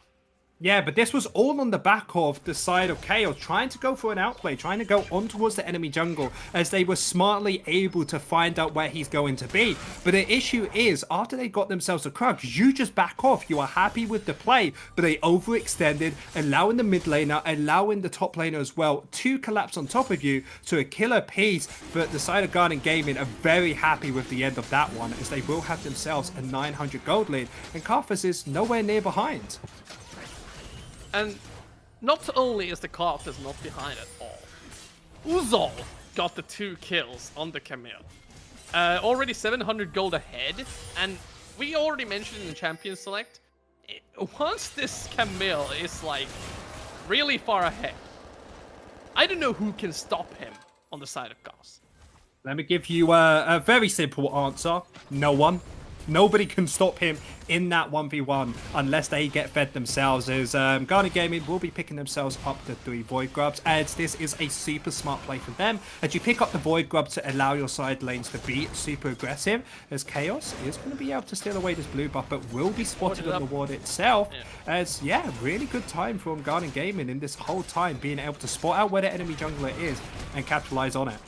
Oh no, Taxway may have been caught out. No flash either. Can't even use the ultimate, just CC'd up. And a nice little pick from MKL. The buff transfer completed too. And Hellish won't even lose out anything because he's on the top side of the enemy team. Just bombing away. I was going to say, wow, that's a great play. It allows Taxvig to make sure that Hellish doesn't have that blue buff available. But he forgot his own blue buff was up, so Hellish going to be very happy clearing his way away. And with Taxvig actually having to go for a reset there, it will allow Hellish to get himself a little bit of a CS lead. So going to be very happy with how this play has been going. But yet again, this is still very much all about the Camille up towards the top side. And with those 2 kills, once that first item starts coming through, she will start being able to 1v1 this Ornn towards the top lane. And once 2 items comes through, Ornn can't really tank more than 3 or 4 of those Qs. It's a very, very dangerous situation. I think once the Camille starts, as I said, chunking the Ornn down, it does open up opportunities where Taxvig can just put a mark on the Uzal and go, well, we're going to get this mark eventually because the Camille is just going to be pushing the advantage constantly. But if you start focusing too much on the Camille, you quickly start losing the dragons, which is not optimal for this sort of a ranged composition. Well, Garden Gaming only having 1 dragon down in the first 9 minutes, it's okay to give up a few more if they did want to. Soul Point is a definite opportunity, as the mark has been spawned onto the Gromp, but Garden Gaming's having a really good bot lane, allowing them to stay very safe and prio in this mid lane. We'll just allow Hellish to steal this away, and Taxvig, 9.5 minutes, almost 10 minutes into the game, has got just 1 stack during this whole game. Is it stealing if it's from your own jungle? Isn't that Grom kind of his already? I feel like when you put, the mark on it, it's not yours anymore. You steal it away from the enemy jungler. It's like you're always one camp down as Taxvig. Trying to steal away a kill from the enemy mid lane. Flash the flash away. Doesn't want to give the invulnerability to Squidly, but Hellish burning the enemies down quite fast. They get the double kill, getting the Karthus ultimate. Taxvig should be able to survive, and so does Certified. Just a clean 2-on-2 by the Cosmic Jungle Duo. I mean, did you see what Taxvig did at the end of that fight? Actually going for the outplay by healing onto that Grompus top. Yeah, that's just a clean solo kill. I think Ninja is oh, never mind. Able to escape so far. Still ultimate to burn. Oh my god! What is that damage? We say that Camille is the queen of top lane, has first item completed, and just says goodbye to any chance of Chaos Taxvig getting themselves a lead in this game. Even though they made an incredible outplay, all those kills went over to the Corki, has that opportunity available, but this top laner, you can't just leave alone. He's gonna dive him. I knew it the moment the Ornn burnt the W that it was going to happen. Teleport being spended though. On the top side of the map, Kejla thinks he may be able to get the kill. Flash Encore gets the flash out of Uzal in response. A big cooldown committed, but 4 kills now on the top laner of Guardian Gaming. This is looking spooky. Yeah, but it's looking like Chaos have no care for this second dragon and want to contest for the Void Grubs instead. Don't want to give even more power over towards this Camille. This is why the teleport was used up towards that top lane, as even they don't get the kill, they get the priority as it will be spawning in the next 10 seconds time. But I still feel if you're Guardian Gaming, you can contest this. You're in a very good spot, and if you're able to slow them down for a little bit longer, Camille can just get so much on this side lane. It's just such a rough position for Gauss to defend against. Sure, they get the grubs, but if you aren't able to defuse the side lane situation, are you ever going to be able to use them? Sure, you deny them away from the Camille herself, but the tower's already gone. Yep, 725 gold, and Uso is taking over this game. It feels like a top lane dominance, and do you know how you know you're far behind as a top laner? When you can't even 1v1 the enemy AD carry as Guardian Gaming. Snilla getting caught out a little bit inside his own jungle. Just to watch out. Dragon's been started by Hellish meanwhile, as Gauss not really in any position to contest. Mid. Yeah, they Hexagon made him certified. The only one that's doing somewhat well on the team stands no chance against the power of the Camille. This is just a massacre on the 13-minute mark. I love just how speechless you are of just like when Camille's ahead, it just feels so oppressive, like you can't do anything against it. Because think about everybody on the side of Chaos, except for their top laner and support, are very squishy. You can go for that 1v1 as that Camille, and having that Hex Drinker as well, or getting pretty close to that item, having the tier mat available, you can push these waves super quickly, allow Guardian Gaming to bring every member down bot lane as Chaos. The shots available. Can see Kejla into the wall for a moment, but Squidly taking too much damage from the tower and has to escape. Minions running out, so they need to make a swift escape after taking the frogs. They're able to escape fairly cleanly, and the rest of the map is completely fine. Uzal more than mobile enough to rotate between the two lanes to clear the waves with the team. I mean, it was a little bit sloppy from the Guardian Gaming side as they wanted to make the play down bot lane. Yes, they had the top wave perfectly set up for it, but nobody pushed out the mid wave before that fight, meaning that yes, one tower play went over to Nihus, and it isn't going to be too much just yet, but if they keep making a few plays like that, there's definitely a way for Chaos to start shrinking this gold lead that is only 3,000. That's a mark. I'm not sure who got that. I think Hellish did. If we check over onto the Kindred, we can see has 2 marks at 14 minutes. I think he got the mark because I think that was the second one. He got what? Oh, never mind. Never mind. Hellish got it. Second one was the undercard skill. So never mind. Hellish got the smite, gave him the thumbs up, and walked away. And now with the reset taken by Taxwig heading to the bot side of the map, if he walks past the ward, okay, they didn't walk past the ward, but they still should have a pretty good idea on the jungle clear, and they just start up the Herald with Flash. I love how you absolutely say, yeah, they need to make sure where their enemy jungler is to start up this Rift Herald. They might get contested.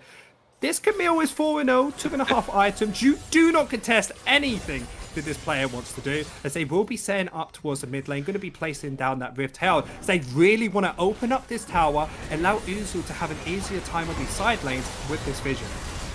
They caught him underneath the tower, Encore onto a ton of people, 3-man solar flare, they have the CC chase, Gridley's already gone, and also way too low to participate in the fight. Chaos find a critical engage, taking down the card as well, MKL gets the support in a response, but a nice little CC chain nets Chaos 4 kills.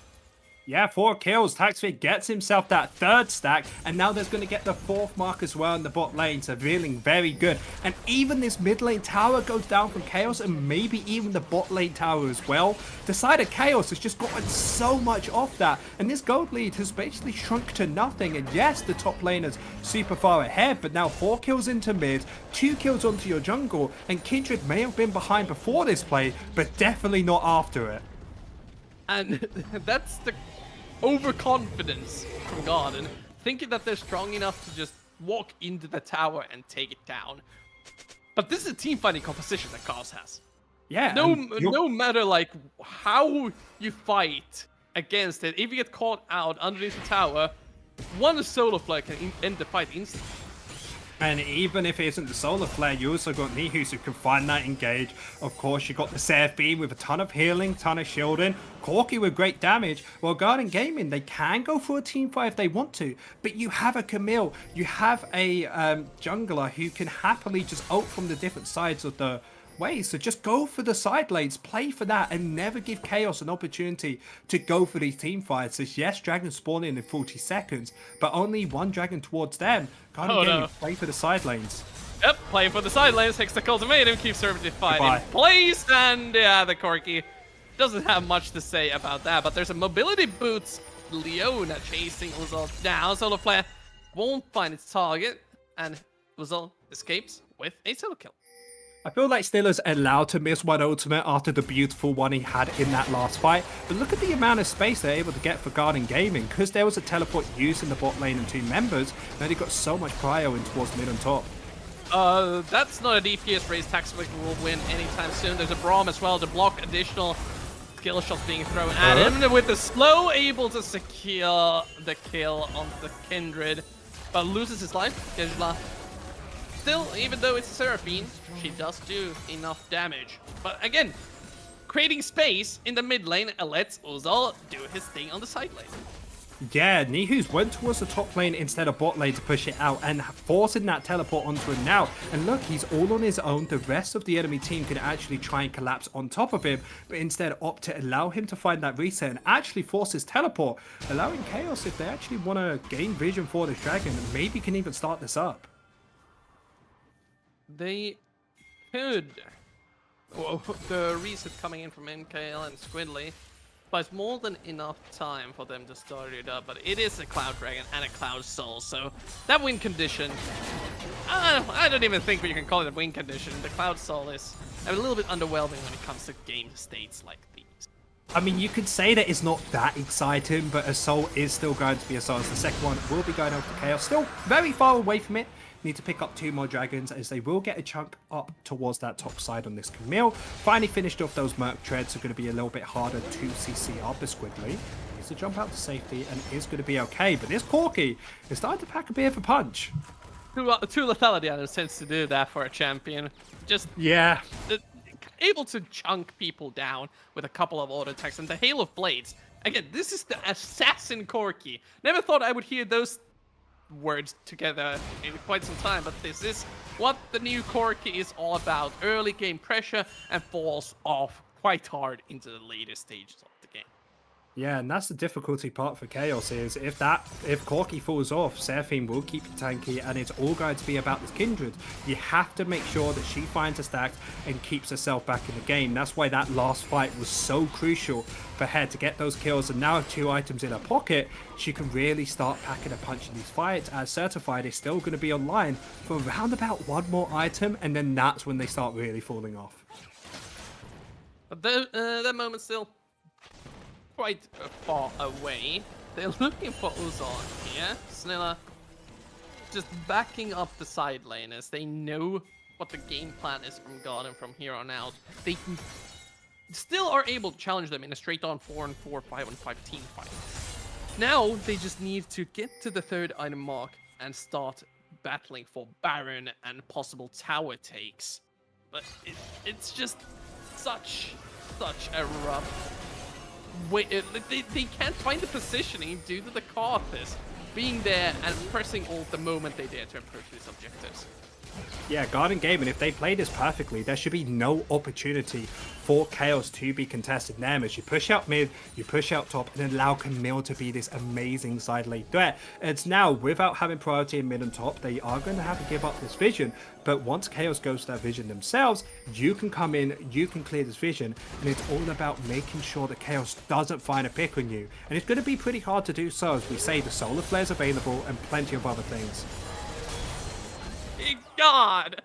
Certified does not know what hit him. Camille just went and kicked his head right off, assisted by the Karthus ultimate. And this is the point, you cannot challenge Uzol! Yeah, I feel like you could just start up Baron here. You see the Camille down towards the bot side, force the enemy team to try and look on you, and then once they do that, go for that disengage and allow Uzol on this side lane to be this massive threat. And because they're so close to this Baron, the side of Chaos is in this awkward spot where they're like, guys, we need to engage. If we do nothing, we're going to have our whole base falling. And because they haven't found the engage yet, also, all alone in this bot lane, will be able to pick up this inhibitor. They want to look for the team fire. Ermin using the shield in the wrong direction, but they just cannot stick to Garden. They are peeling away, using their ultimates and making sure that the Camille gets to do her thing. They don't need to fight here, and they know without the Corki, the strongest member of the enemy team, the DPS isn't there for any sort of fast Baron take. Yes, Nilo and Nihu's not having that ultimates available for that easy sort of engage.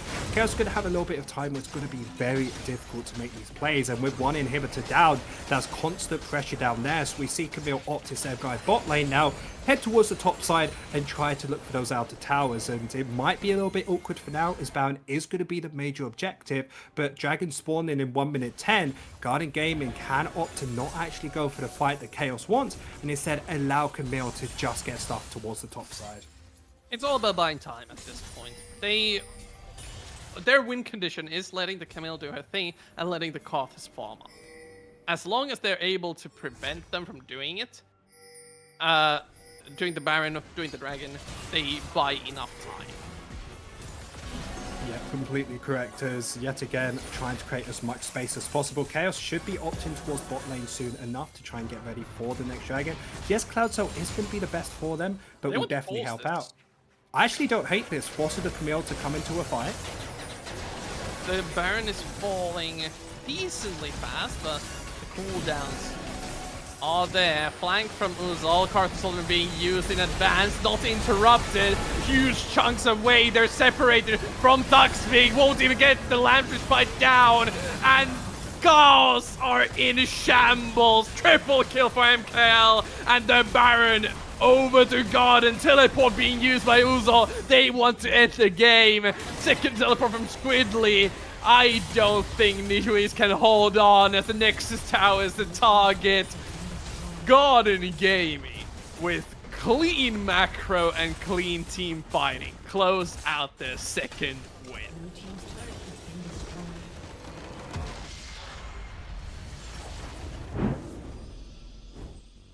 That was scary. Oh, I love that, by the way. I did a ton of 1-3-1 stuff behind the scenes, and when I got to see the 1-3-1 start coming in and I see that Camille, perfection, as Garden Gaming played it pretty well, I have to say. Getting that Camille a few kills in towards the early game did definitely help out the enemy team, going for a few plays that weren't that successful. But once that Orm got locked in into a Camille, I kind of felt like they didn't know what to do against it. And with that last fight, Chaos's hand was forced. It was a high risk, high reward play that just didn't work out for them. Because if they won that fight and got Baron, they have an opportunity to win the game. They probably can pick up Dragon as well. But if they didn't go for the play and just allow them to continue as they were, you know the game's just going to be over, as Camille would just get the top lane tower, join the team for the mid lane tower, and the game was over. So Garden Gaming, incredible game there. Yeah, and I think the main takeaway for Gauss for this one is it feels like they came prepared for the Karthus. And they had the game plan with the Kindred Corki double carry. But the flexibility that the Camille offered when it comes to game plan, they just weren't really prepared for it. And kind of tunnel vision into this team fighting plan, where you really needed to have a third damage source that can deal with the Camille. But that's something that is easily fixable. But Carvis, that isn't even it. When you pick the Kindred, I'll harp on it again, you need priority in lanes. Ornn didn't have it, which is completely fine. You don't expect Ornn to have it. Mid lane didn't have it though. You had the Tristana versus Corki. Corki couldn't really contest it with the bomb from Tristana. Bot lane, you have that Seraphine. You would expect that priority, but it just wasn't there. So then Kindred's in this awkward spot where she wants to go for the invade, wants help with the team, but the first Girl Crab was a perfect example of when you don't have a team around you, you can't get those stacks, you can't keep scaling up, and now no one's a threat for this Camille, who became just an absolute monster on the side lanes. Well, we'll get to hear about the monstrosity that Garden seems to be. After we go to a small break, we'll have an interview with Squidly, the mid laner from Garden. We'll be right back with that.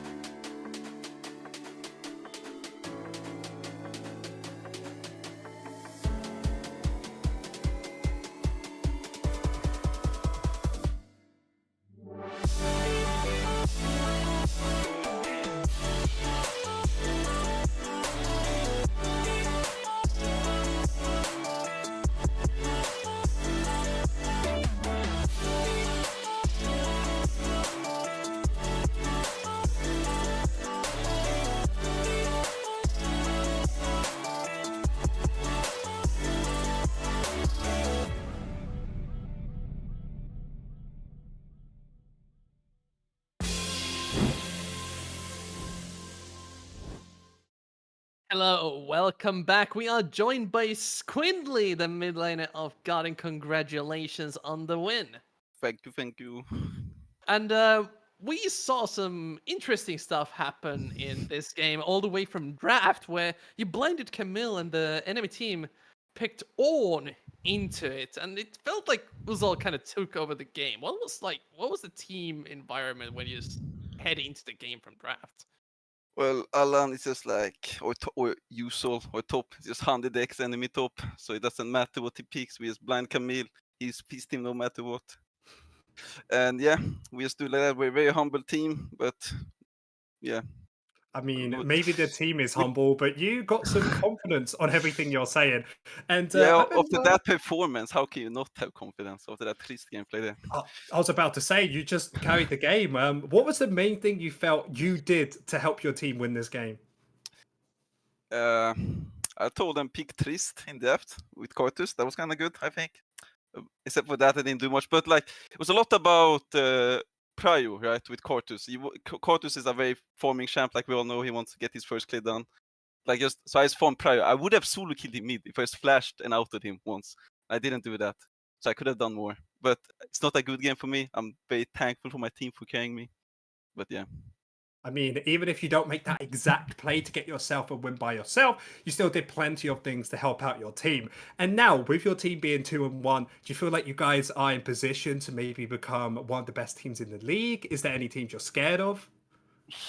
Scared. It's like teams respect, not really scared of. Like, I'm looking forward to play UniQ. They look really solid, I think, as a solid roster. Everyone else is like kinda like Rich Gang was the other one, and we played them, we lost sadly. Rest in peace. But yeah, pretty much UniQ and Rich Gang are the only two teams that kinda like, these are solid rosters, because the other teams don't wanna flame, but they could be better. They could be better. Well, everyone will improve as the season goes on, and that's for the future of the season. I want to ask you: in Division 2, we've had a history of interesting picks from all the teams. They have their unique sauce, and I'm familiar with the jungler Hellish, who I think the last official game that I saw him, he played Twitch jungle. Is there still some of that stuff on the table for you guys, where you start cooking a bit more for our games? Yeah. Our Yeah. coach is slamming his head into a wall with Hellish sometimes. He wants to play stuff that the coach not really want him. It's like, oh, we can pick Vaya. I want this jump. It's like, oh shit. Then we just have to fix it on the fly. But we are all kind of that. We all have our picks that we want to play at. But yeah, but Hellish is a bit cooking. He was the one who got me onto the team and all, so I'm good friends with him. So yeah. It's been looking good. You guys are 2-1 in the league, and we are looking forward to seeing more from you guys. Thank you so much for joining us for the interview. We will be signing off for our last and final game for the day.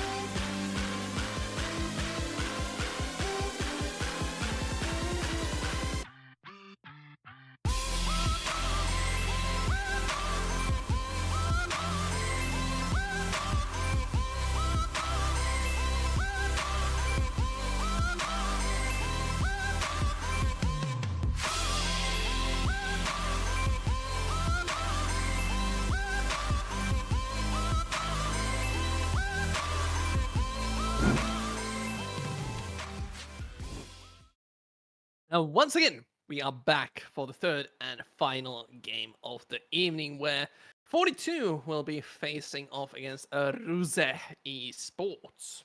Yeah, say Ruza, really hits the back of the tongue. Ruse. Oh.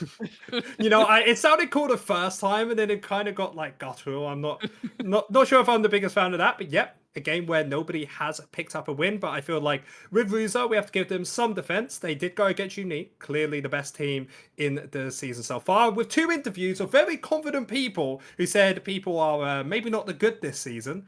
They said the Unique was still pretty solid, so we'll have to see if Ruza can pick up their first win, of course, against 42 Gaming, who has already picked up 2 losses.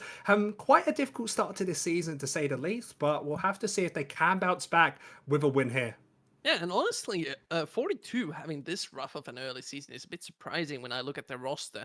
There's a bunch of, again, Division 2 experienced players there, with Virtuoso, Balmy, Influentic, Chrissy, all having played before and performing quite well as well. So the only Division 2 rookie, I believe, is their support Rexet.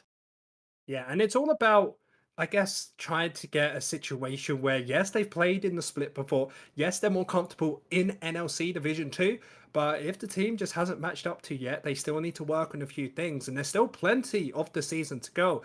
So they have plenty of time to turn this around. Because when I think about 42 Gaming, they're a staple of this league. Somebody who's been around for a very long time. And maybe you expect for them to get to playoffs or maybe just avoid relegation, but never to be really down in the dumps like they are here, being 0-2. Yeah. Again, it's early on in the season. Anything can still happen. And this is more the bottom of the pack of the teams so far. So getting a win here, the first win for either one of these teams, would be huge when it comes to momentum. Yeah, momentum is going to be the aim of the game for both these teams. As you pick up a win here, start building it up and builds up confidence. Because one thing I've learned about League is all of these players at this level know how to win a game. They know how to mostly play together. So it's all about having that confidence and knowing how to do it as a team. So a win here today could definitely revitalize a few of these teams and get themselves ready to, maybe contest for those playoff spots. And the thing about we already talked a bit about 42's roster, but Ruse's roster this time around is quite interesting. Having players like, well, Theodore, who played on DMG, if you give this man all up, you will see horrible things happen in the top lane. I actually looked at the stats for that real quick. I took a look and he had about I believe 12 games on it, and he had like a 68 something % win rate. He's been going absolutely nuts on this champion. So if it gets banned away, Carvis, I think we know why. Yeah, it wouldn't be surprising at all. But there's also a ton of other players on the team that are quite interesting. The mid laner, Annibot, who, surprise, plays Annie occasionally in official Just a games. tad. We haven't seen they too much in official games, but he also plays things like Veigar, which I'm super interested to see if we could finally get a Veigar pick. And then we have Panda, who I think it was in LCD that he was playing in, picked Talon and Master Yi. So there's a ton of really weird stuff that this team can bring us. And that's one thing that we've been coming across against every single team in NLC Division 2. As this is a place where a lot of people, yes, do stick around, but come in brand new and they have these solo queue picks which really work for them. And they want to see if it works on one of the big stages like NLC Division 2. They pick it up and they usually do pretty well. Like you said, with Ruza's top laner having that Olaf pick. So we'll really hope that he can bring it out so we can see some amazing gameplay. But I feel like this is going to be a pretty close game. Both of the teams struggling a little bit. And if they can get themselves a pretty simple comp, I feel like it's going to really help them out. I think 42 is the one looking to play the more simple comp. And again, Ruse in the previous season, I felt like we're the dark horse in a way, where carried by Namix, they really show that team can perform. Of course, Namix having now promoted to Division 1 with a ton of the team members being changed. I think not a single member of Rose is the same this time around. So Nope. Every Um, single member is brand new, like you said, Carvis. And that's the most exciting thing. Is just as it being a new roster, of course, they aren't going to be able to stay as consistent as they would if the team always stuck together. As there's a few other teams who have a member here or there that have been playing with each other for quite a while. And maybe that's the reason that they've been having some difficulties early on into the season. and especially if you have such a volatile pool of champions that is available to you. I quickly looked at the game that Ruse played previously, and they had Rumble in the jungle. So they definitely were trying some stuff out. And looks like they also played some Senna. So considering how well Senna did on the previous split of NLC Division 2, that's something to consider, even if she isn't the strongest champion on the current patch. Yeah, and if we want to talk about last game, you know how we said that Olaf is an incredible pick for the top laner? He has a 0% win rate on it so far because he did get it last game. I know it's 0-1, so it is going to be the biggest sample pool. So I'm expecting maybe what happened in draft is they picked up the Rumble to say, hey, this is a Rumble top lane, pick some things, then we can pick the Olaf. And that's exactly what happened with that Rumble getting flexed towards the jungle, having Olaf towards top, and then having a Yone in that mid lane position. So the way that Ruse likes to play is play for this top and mid lane duo, as these two, Anibot and Theodore, have been around for quite a while. And both of these people really like to be aggressive in this early game compared to 42 Gaming, who are a little bit more simple in the way they play, if you want to call it that way, going for an aggressive jungler, sure, but having, most importantly, a scaling AD carry and a scaling mid laner, picking up that Corki and Kai'Sa in their last game. What do you think? We've talked a lot about Olaf and how Theodore can take over a game if you let him. But Virtuoso is the top lane that we haven't talked about a ton. We can talk about this once we head into draft. Look, it seems like we are having some technical difficulties, and we'll head to a break. We'll be back shortly with the draft.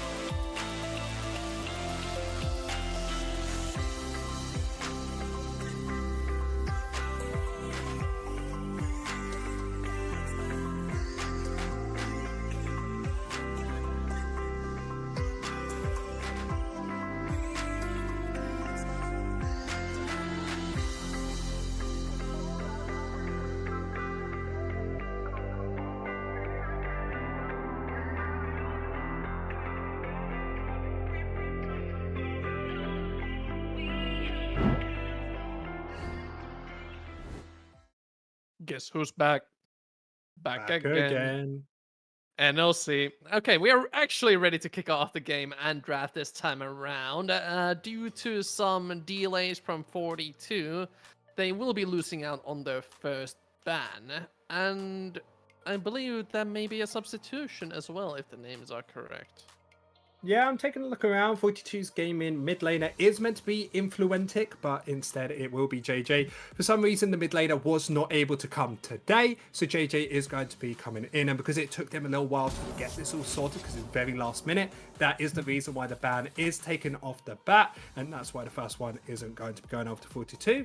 But Ruza, with all 3 bans, we'll have to see if they want to try and ban away comfortability for 42 or ban away those massive annoying picks. Askana, I'm so happy we haven't been able to see him today, as that champion is just not okay. So, of course, we get that away. Senna as well on the enemy side, as Ruza in their last game did pick up that Senna. Feels like they're really the only team in the split that has actually found success on it, while we see champs like Talia, maybe a Tristana as well, to get banned away. So, something you mentioned that the Askana we haven't been seeing lately, but interestingly, K'Sante has been left open both games so far. And hasn't been picked, even though globally he's been an absolute monster. And he still is an absolute monster, Carvis. You are correct. The reason we haven't been seeing it is teams feel like they need something else for their comps, because K'Sante, yes, is a great tank. Yes, go for that team fighting, but we saw an Ornn get picked because teams wanted better engage. They picked Camille because they wanted better side laning. So he's great at doing everything, but not amazing at doing one exact thing. As Ruza are really going for comfort pick bans, banning away the Pike, as yep, Corky's going to get locked in. No Tristana first pick, giving Ruza, you know, they have to pick something else. Yeah, hard to pick Tristana when she's bad. That is 100% true. And this leaves Ruza in a bit of an annoying position where you have to play against the Corky with something that isn't as capable at all inning him. But this is the other angle you can take. You can try and outrange the Corky. I know, weird, isn't it? But you don't get the rockets back unless you auto-attack someone. If you aren't in range to auto-attack someone, characters like Jinx, characters like Zeri can just blast off. Yep, so Ruza, a big team fighting comp that we know that they can play, will be able to pick up that Jinx. I do expect either the jungler or the support to be coming through. Rel has been pretty high in priority. I know that they've been enjoying that, Nautilus as well, but instead they are going to opt towards the jungle, going to go for an aggressive one, to say the least. They're picking up that Lee Sin, and I thought it was going to be a bit relaxed in the early game, but this Lee Sin is seeing differently. So now 42 have to find a way to counteract it. Could maybe go for a Poppy.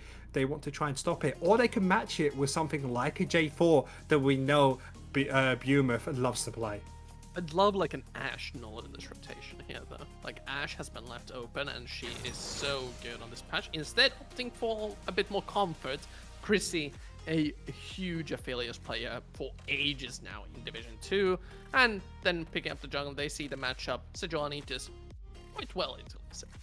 Yeah, but that does mean that this Corky will be towards mid lane, already showing their hand, probably not having that flexibility to change him in both lanes. It is a pretty new pick to a lot of these teams. The Sejuani is going to be locked in, going to be a very great matchup into that Lee Sin. And I would really like for Ruza to pick up their support here, get him before you get through that second round of rotations. And if you want to get onto the enemy support, maybe pick up that Nautilus, pick up that Leona, get someone who gives that engaged threat, and then ban away the Thresh in the second round rotation. Instead, Lee Sin has a little bit of an easier time getting towards that back line. Wait. Okay. We are all in the let's outrange the enemies plan. Aphelios and Corky both love if the enemies are either easy to reach or if they run at you. Hui does the complete opposite, stays as far away as possible, keeping the social distancing from 2020, and just tries to keep objective priority with a huge range of his spells. Complements Jinx really well in the carry department. Yeah, but early into the game, going to be very easy to gank for the Sejuanis. There could be plays around there early on. As Ruza have gone for a little bit of a different opt-in compared to what I thought, going to be banning away that Camille towards the top lane. Scared that 42 are trying to build a comp that isn't really for team fighting like we thought, and instead is for that side lane pressure, forcing them to try and go for these fights. As Warwick That's okay. So I'm not sure if you're aware. This is Theodore's favorite pocket pick. The good old barrier Warwick to matchup check you. If you pick something bad into it blind, he will go and try and matchup check you. The thing I'm confused about is you ban away the Camille and you ban away Warwick. Warwick is the best matchup possible into that Camille. She never has the damage to burst you through, as the second bans will be coming through. Sadly, we won't be seeing Theodore's Olaf either, or going to be getting the Gwen in the top side. And now all bot lane supports are going to be available, so we're going to have to see what Ruza prioritize. They want to, of course, get a tank with this Jinx, but which tanks they want to get? If I was this team, I would opt most likely for a Rel or a Leona, as I don't think Nautilus has that tankiness, but instead picking up that Gragas and giving last pick to make sure bot lane has a good matchup. I was a bit worried that this could be a blind Renekton, which Bertoza could have punished hard. This Gragas, of course, still counter pickable, but as we saw in the previous game, still able to perform perfectly fine out of lane, even if he does suffer a bit early on. What are you hovering, my friend? This okay, this makes more sense. There we go. We've avoided him for 2 games straight, but Casante's back. I mean, they have the Sejuani. You kind of have to pick it up because you just have so much CC. You can't really escape if you go for the gank for it. And now they need to pick up their support. Thresh, still very much open. Don't mind this at all. But the problem is the enemy team doesn't want to run in you. So that hook's going to be very difficult to land. So I do expect a point-and-click engage. Maybe a Rakan could be the best option here as it gets you into the backline, something you can't dodge, but instead going for the tankier option of the Leona. So now Ruza, what do they want to go against it here? They could pick up the Thresh themselves if they want to, so it will be a good matchup. But yeah, come on, prove me I'm right. I'm a support main. I'm going to bet my bets, and there we go. Thresh locked in. We'll get to see the reflex checks. Can you flay the Zenith Blades if they try to engage on top of the Jinx? Also providing a ton of free escape for Xmon if he ever feels threatened by the meatballs coming at him from 42. That's a lot of HP that they have, my friend. Yeah, a lot of HP, so we're going to have to see an LDR coming through from Jinx if they want any opportunity to try and win these big team fights. But it really feels like 42 wants to go in, and Reason wants to say, nope, let's disengage and play a front-to-back fight. So it's all going to be about, can Leona or this Sejuani find a lead in this early game? The way their comps have been built, I think it's hard to say, but I'm favouring 42's draft as when that Solar Flare comes through, they should be able to get something going. Strathus, are you ready for a pop quiz? Go on. What is the name of the unique passive on LDR? I don't know. It has armor pen. That's my answer. Lock in. You didn't fall to the trick question because it doesn't have the additional damage from max HP anymore that used to be the Giant Slayer. So you didn't fall for the trick question. I am proud of you. I'm sorry. I try and keep up to date. I try my best to have all the League of Legends knowledge. As it's coming to the point, right, where I sit down, it comes 2 weeks, and I'm like, okay, guys, it's patch note time. I just read all the patch notes, get myself up to date. As you know, people would like read a newspaper, maybe read a book. That's me with patch notes. I mean, it's chill. It's just like, imagine you're on a plane and you say like, oh, the dude next to me is reading something. You're like, what on earth is this? No way. If I'm sitting next to someone who's reading those patch notes, first of all, I'm going to call him a nerd. Second of all, I'm going to call him my best friend. We'll be sitting there just like looking it all down, be like, oh, did you see that Jinx change? 5 different AD on her? 100% going to be taking over the game next patch. 5 AD, I can't believe it. The most major change to have ever happened in League the of Legends. movement speed stuff is like the hidden OP. Well, the hidden OP is also that we are ready for the game, and we should be heading over to the Rift. Oh, we get the deer this time. You know, we've had the snail. We've had, of course, the frog as well. Now we get the deer. Look at that little wagging of the mouth. I'm not sure if it needs to get its jaw checked out. But 42 versus Ruza should be a pretty close game. Going to be very interesting to see if 42 can do anything in this early game. They have the Sejuani. They have the Leona. At level 3, I'm expecting plenty of ganks either towards the mid or towards the bot side.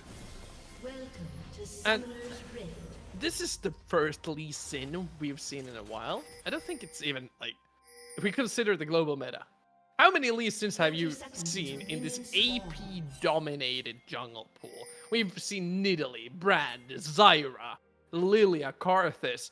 This man doesn't have AP. Yep, he does not have AP, and the reason we've seen so many of these AP champions is AD in both mid and top have been phenomenal. How many times have we seen Tristana Corki in the mid lane? Because you want AP in the mid, you have to have, or sorry, if you want AD in the mid, you have to have AP somewhere else, as a little bit of poke will be coming out from Anibot in towards this mid lane. And this Lee Sin pick, picking up that Conqueror, is going to be very good in this 1v1 against these bruisery tanks, but once it comes coming down to JJ and Chrissy, maybe having a little bit more of a difficult time to get through, as he needs to try and find a way through the amount of CC on 42's team. And that's the main thing that I'm worried about. Panda, as said, while in the early stages of the game, will be really good into these bruiser type champions. Will fall off quite a bit. And in the late game, it's more of a utility style champion with the kicks.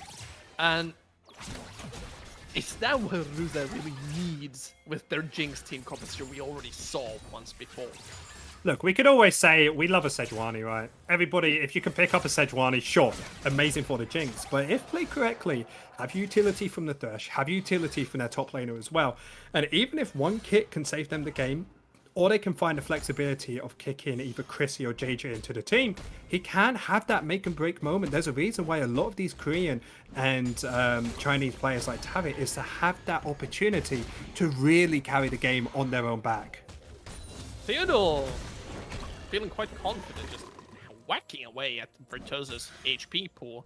K'Sante not the strongest champion early on, and Gragas with the HP regen and Grasp just abusing the power of the max HP damage. Yeah, still has a Doran shield available and the teleport, so it's still going to be pretty okay.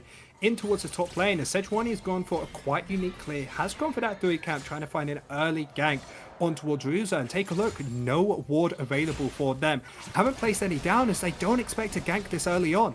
Level 3, the good old cheese gank flees away the Zenith Blade, but with the summoner spells already used, the damage is too much. Rex gets the first blood, but it's still a nice little boon for the 42 speed.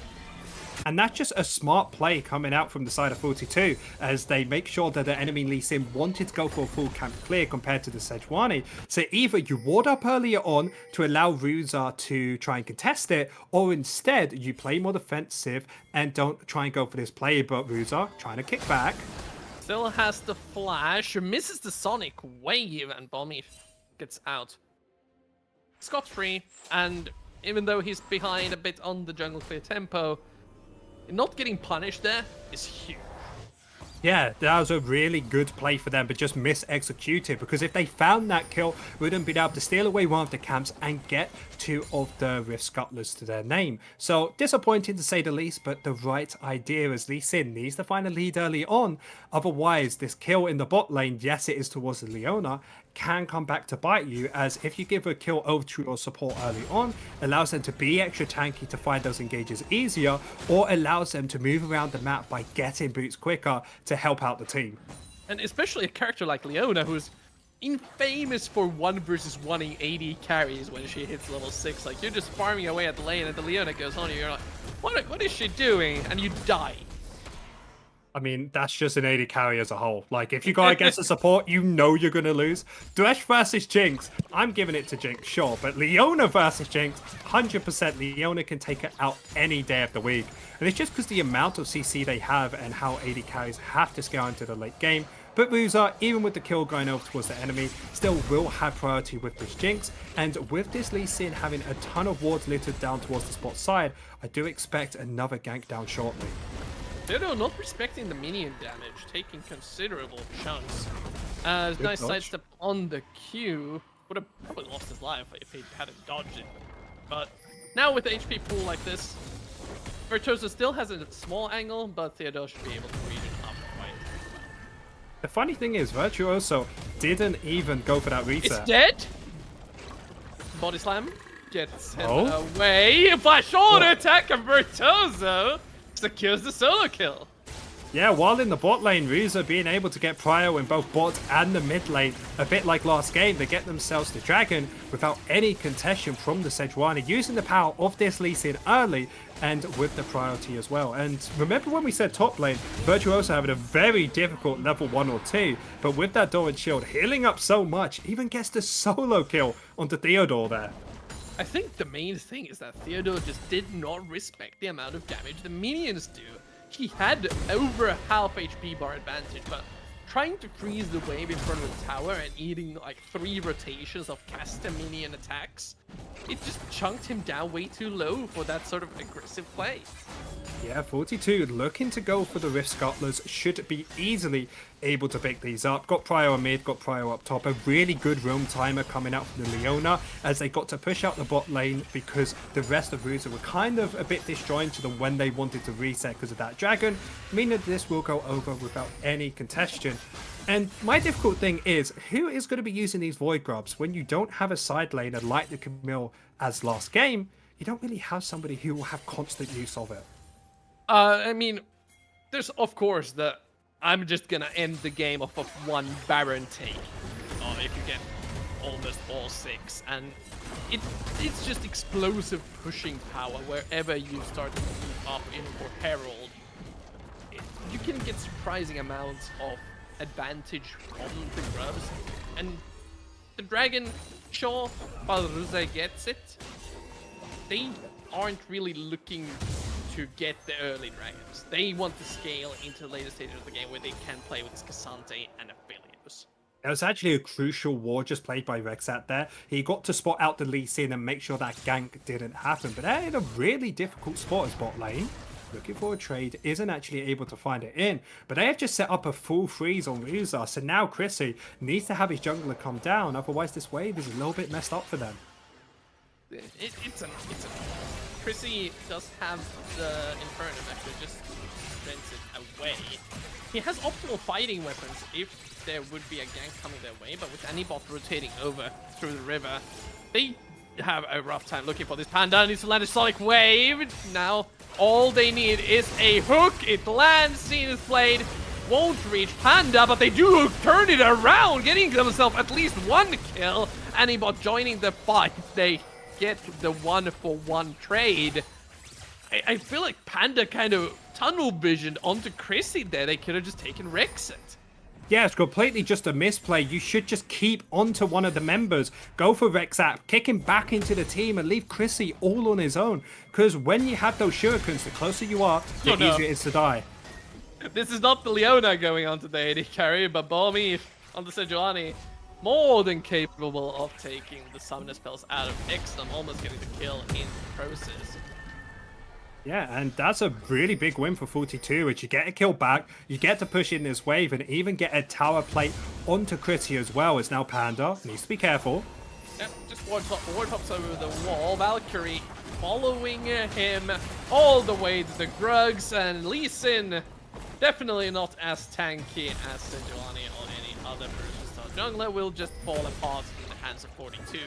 And Theodore, with no mana, needs to be a bit careful because there could be pressure coming his way, but Virtuoso most likely just going to take a recall and set up for another lane.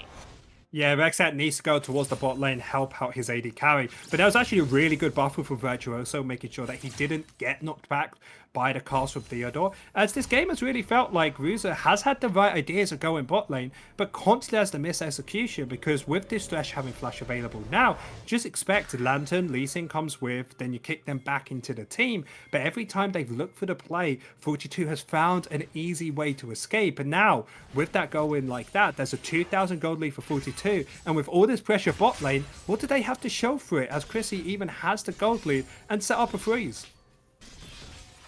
I just feel like this is another instance of they don't really want to contest these early dragons. They just want to get these kills, what they can get, and look to scale into the later stages of the game. As Hannibal needs to be careful. Corki, if JJ is a bit able to avoid the fear from Hannibal, cannot win the DPS race against Corki's Gatling gun at all.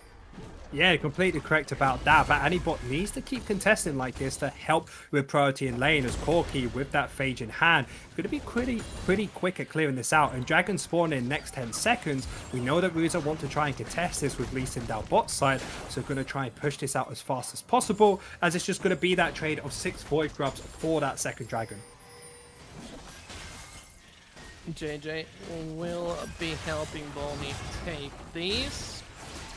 And yeah, 6 Void Grubs. We'll get to see it later on in the game. Super annoying to defend against if you have a couple of range champions like the Affiliates. Like, Hook has been caught! And Chrissy will fall due to, well, Affiliates doesn't really look like a fish, but you can still get baited occasionally, trying to check what's going on over at Dragon Pit and Pittsburgh. Yeah, he really should have just left it alone, allowed the enemy team to pick it up. So now with that death, misses a whole another wave as 42 all towards the top side, trying to make sure that Theodore doesn't have the funnest time up here. But Isogragas is going to be the AP variant, but just too tanky for 2 tanks themselves to try and get through. So 42 will back off. And yeah, still in a pretty solid spot. 2k gold up, 108 CS towards the mid lane, as both of these teams just trying to scale towards this late game, it feels. Anybody needs to be careful, almost gets interrupted on the recall. Didn't even have vision of it, just knew there's a chance that the reset is on its way.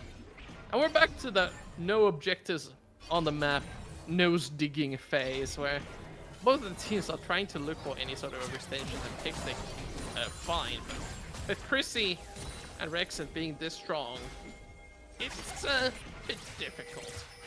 See, I love how you say, oh yeah, it's that time where like there's no real objective on the map. There is a very big objective for Ruza, and that's to find a lead. And the way to find it is through bot lane. These guys keep trying to go bot. It hasn't worked out just yet, but that has been mis-execution, which means that the plays are correct as bot. Ton of CC onto Xnom, but the Lantern's there to get the Jinx out of trouble. Really nice positioning from Benino, able to defend against this. And now Bomi a bit far away from Rex and Chrissy, using the box to keep 42 at bay, but the mid lane is rotating over, will be here shortly. But with 42, it seems like they don't really want to take this fight, but JJ spotted out in the river, cannot approach. Yeah, 42 yet again very happy with the players. They were the ones to start it off. They get the pick onto XCOM, get that cleanse out. So now, when that ultimate's available for either Leona or for BMF, they're going to be very happy to try and go for that. Oh, drags him over the wall. Theodore in big trouble. Has his flash, but okay, has to use it. Won't be able to challenge Bertosa for quite some time. Just going for the Road of Ages build means that he's lacking that bit of extra damage. Yeah, going to be kind of difficult for Theodore to try and keep up the control Virtuoso has. But still, not a lot of mana into his pocket. Theodore can start taking over if he would like to. Teleport's available for both of these members if they want to reset and try and help with this Rift Herald spawning in the next minute or so. As we see both supports roaming towards the mid lane, trying to help out as JJ's going for the reset now. Probably going to finish off that first item yet to gain full control for his team to try and help with that Rift Herald. There's still a chance that Panda gets there in time to contest. It's just the question of does he want to. First item, Lee Sin, quite strong. He can beat the squishy in the back lines, but 2 deaths already. Can Panda survive? Well, that's the question. Can Panda survive? I think he can if he gets onto the correct member and gets in and gets out. Remember, Thresh Lantern always available to go for these unique plays. But 42 yet again looking for something bot side, hasn't been able to find anything. And 42's game plan is still completely intact. Farm up, allow JJ, allow Chrissy to get towards this late game and let this Lee Sin just keep trying and failing. As Beamer, with that Rift Herald available, could place it towards the mid lane, but instead opts to just make sure mid gets the push in, and it's just going to walk down bot again, make sure they're okay. Kiddo's not having a nice time here. Just trying to keep Bertosa away from the tower. I think he just got Cassanta'd, people like to call it. Look at that first item, got that Kenneth Rooker, and when you're an AP player into that, you just do not have fun. Oh no. And thankfully the all-out isn't there just yet, but if that happens once more, Theodore could be in big trouble. Just takes so much junk damage. Yeah, it's just not fun, is it, trying to play as Theodore. Still has that teleport available, so not having a big concern. As yet again, Ruzar down towards the bot side with this Lee Sin, trying to make this play, but not finding anything. Fortunately, Dragon will be up in 30 seconds, will be sell point if Ruzar can have it, and it feels like this is going to be a major part of the game, as if they get sell point, it puts 42 in this position where they have to force a fight against Ruzar, and yes, they're pretty strong, but they would rather get to these 2 or 3 items when their main carries are fully online. We can see what the carries can do soon enough. Dragon 10 seconds away as the Rosette clearing out the mid wave. They've sent JJ bot to make sure they have a possible sandwich coming in. Also, Bertoza on the reset, able to rotate over quite fast through the mid lane. So there's definitely a timer here. Herald being spent as well. They get the free charge onto the tower. And you know, this is the hook. And now in a 5-on-5 fight, they go to the back line. Anibot has to flash away. And Panda's been caught out. Just bursted down. Volmeef able to keep the mage at bay. Although Exum has found a kill. Excitement, but nothing to auto attack. Those HP bars are just way too low to keep this fight going. And 42 established rig priority and trying to secure themselves the objective with the jungler still getting chased down. A barrel goes, but doesn't deal enough damage. They get the Chemtech Drake, and the fight's still going as Anibot is critted down by Chrissy. Oh, the wall comes. Theodore gets a shutdown on his own, and the Jinx still getting chased down by the Meatball Gang at 42. This is one of the fights of all time. Theodore will fall. Chrissy picking up the second kill. I have no idea what happened on that second half of the fight. Yeah, everybody just wanted to keep fighting as it feels, as the 42 jungler was in the enemy base almost, while they were still taking that dragon, but we can see who the big winners were. Cassante having an over a 1.5 thousand gold lead in towards this top lane matchup, mid lane as well, having a pretty solid time. And the big difficult thing is, Ruzer's comp is so hard to execute. You have to find an leasing queue, you need to make sure you find a hook on this thresh, you need to try and create space using Theodore, while the side of 42 is just press R on either this thresh or sorry, even on Leona or B-Myth, and you can win these fights, and it's really starting to bite them in the butt. As that fight, Panda tried to go for an outplay, just gets instantly CC'd up and killed, and then from there it just felt like 42 just had the better champions in these easy to execute comps. So they win out in that fight, pick up that dragon most importantly. So now Ruzar, their win con is so much harder to get. And I think something that I only started to realize when I was watching the team fight is Aphelios didn't even have optimal fighting weapons in that fight.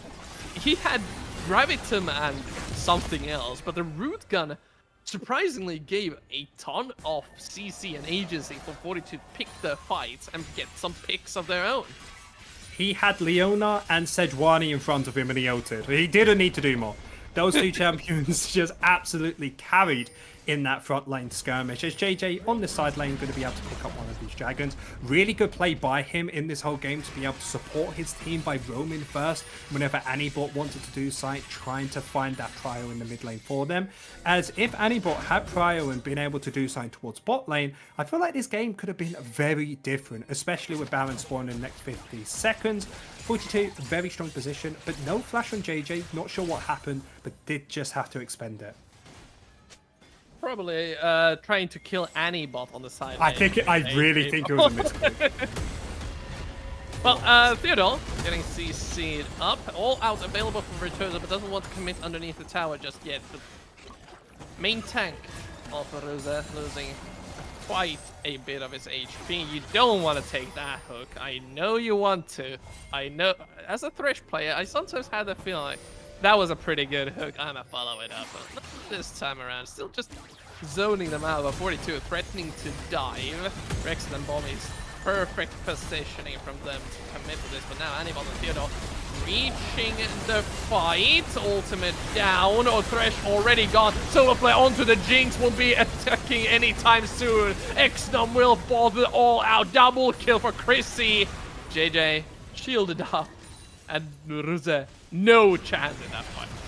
Yeah, there should be Baron unless Anibot can get poke onto other members. BME having that HP off the wall modes, getting themselves back to full HP. They're going to start this one up, but instead actually going for the reset. Drake in 1 minute 20, trying to go for the safer route. And Ruzo, they need to get to the backline though. Chrissy, JJ completely untouched there. Lee Sin found the Q onto JJ, and I was going to be like, this is the fight.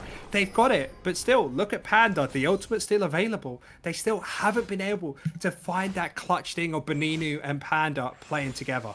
There's just so much CC on 42. When it comes to team fighting, they don't even need to think like who catches who. If someone sees an angle to go in, say like this with Bombi from Rexit trying to look for Theodore, need to buy some time for Chrissy to deal some damage to the Gragas, but they can layer the CC in whichever order they want and keep one of their tanks back peeling the back line, so JJ and Chrissy never really feel threatened. Do you know what hurts the most this game, in all honesty, right? 42 are taking the Baron shot. The side of Ruza have a pretty good comp, and I really love this comp. It's a great decision, Ruza. You've done well on this. But how many times do we see them go for the bot lane play, which is the correct play, make sure that you know this, and they just aren't able to like play this correctly, so we'll have to see if this TP they can do it. Oh, it's just too though. They don't have the damage. He's going in 1-on-3. He may have been off a little bit more than he can chew because now Jinx is excited. Panda takes a bunch of damage. And now a fifth member is there. But 42 have spent this entire time rotating over. Solar Flare onto the carries. Jinx is gone, and Ruza needs to make miracles happen once again because Chrissy still untouched, dealing so much damage. Anibal in the alcove, stuck, waiting for his doom. The Thresh gets picked off screen, even getting the Seraph's Embrace shield down, and one last auto attack. 42 get the collapse. Oh, this spotted Theodore. Even the last member will fall, and the ace should be here after this one last auto. Yeah, and the second dragon going over. And there's one thing we could say about Ruza. If one person dies, they all go out together, showing how much their teamwork happened. They also finally made a tower dive work. Yes, they only did get one kill, but Ruza being so far down, they have to go for high risk, high reward play as 42 now have a 9k gold lead, 2 dragons into their pocket, and Baron still in hand. They can just walk up and basically start a fight whenever they want with Rexa and B-Move. I just... What does that do to Ruza's mental after they send 5 members to take down a Cassante? It comes to a point where you're just cheering that they get that tower dive to work because, like I said before, they play it the correct way. It's just been a really unlucky game for them. Any other day, any other week, they would be in an amazing position with the plays they did. So now, even getting a kill like that is definitely going to help the confidence as 42 will be going for a 4-1 setup. Push out this mid lane, calm down bot lane. Baron's still going to be available for about 30 seconds. And with these guns and Chrissy, they can just start going. Oh, Anibot's already gone. Failed the raid mechanic of dodging the skill shot, and now they are in way more trouble than before. That's the main wave player gone, and 42 smells it already. Taking down the bot inhibitor tower, hook onto the might. Won't help anyone. JJ shoving in the mid wave. And without the Hui, none of these inhibitor towers are long for this world. Even looking to zone out Xnov, Chrissy just chunks him down to below half. And the Meatball gang find Theodore underneath the tower, hook onto JJ, but they don't have anything to follow it up with. Now they've lost their main front line. All 3 inhibitors down. Anibot has respawned, sure. But now, 42, they don't even have to try and end the game here. They have infinite priority, and Baron's up in 3 minutes. They can stay if they want to, but they have so much gold, they should just back off here. Yeah, they can back off if they want to, but teleport available for JJ may mean that they want to try and stick around. It comes through. So initial target ignited up, root onto JJ, but there's just no damage. There's nothing Ruse can do. They just need to take a team fight sooner than later, but they're getting chunked down. The Infernum auto attacks from Chrissy are critting everyone down. JJ again below 100 HP, but Ruse just getting zoned out. Extol flashes forward, gets at least one kill. But with the teleport there, 42, one last team fight. Ruse can't reach Chrissy, and that is a very, very dominating performance from 42, securing the first win of the split.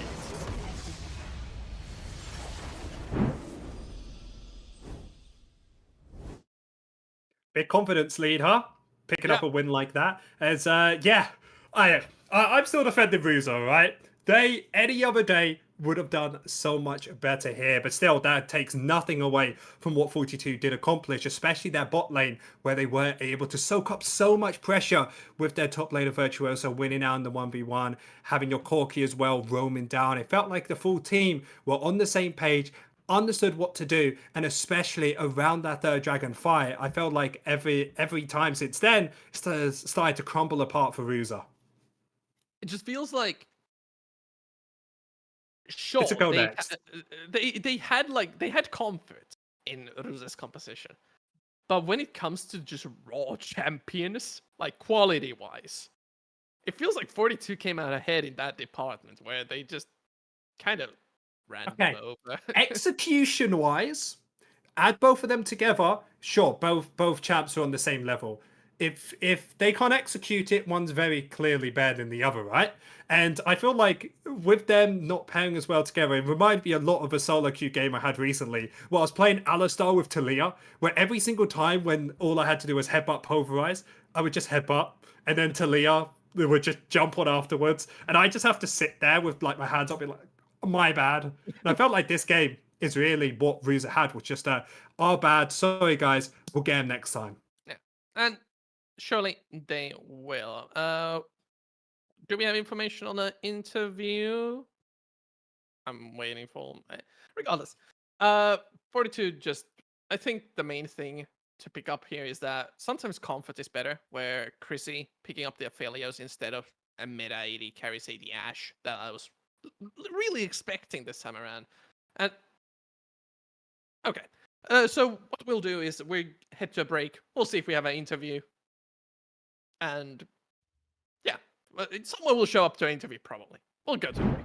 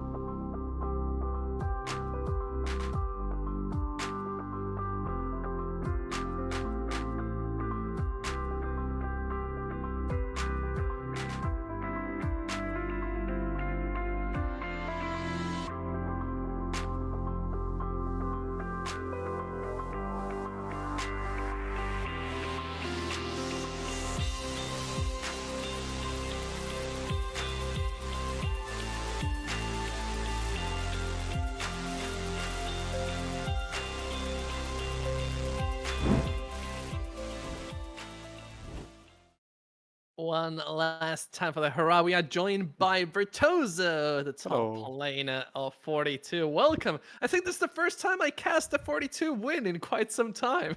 I think it's the first 42 win in quite some time. Had Regardless, some shenanigans.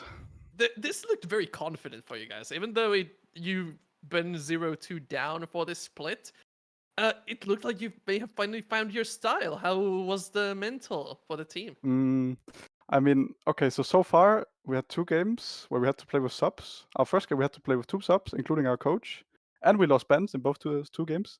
And then today our mid didn't know it was a rolling schedule, so we lost our first ban as well. So I'm not gonna say we were a bit tilted, but we were coping a bit in pre-game chats, and then yeah, I guess we just played. I don't know. I was not listening to my team entire game. I was just in the zone laning top. So Oh, that is Yeah. the most top laner thing I've ever heard. That is just like pure huff in the copium. I bet you had your music at like 1,000 max, just be like, guys, just let me do my top lane thing. But the thing I really wanted to ask though is it felt like Ruza, the way they wanted to play was by getting a lead bot lane. Was there anything that your team tried to do to make sure that bot lane was defensively sound to allow you guys to scale into that late game? I mean, I think we weren't really scared to die bots. I think we were more scared to get invaded on bot. So our jungler did like a fast clear to bot to secure his camps. But yeah, I'm gonna be honest. I didn't really see what happened bot early because there was so much fist fighting top. But I would guess that it worked pretty well. That was the pre-game plan at least. So Yeah, it worked pretty well. So one thing that your jungle actually did was he went for a 3-camp clear, was able to come on a timing where the enemy didn't have a ward just up, was able to find those first kills. But now with 42 getting yourselves your first win in quite a while, do you feel like there's more hope for you guys to maybe get to playoffs? Or what's really the expectations for this 42 roster? I mean, yeah, I really want to get to playoffs. Last split we were tied, but we were losing in head to head because of like most or like no, it was just head to head, I think. We were tied with Chaos for playoffs, even though we like had a really good last end of the split. Like last day, I think we won like 2 or 3 officials.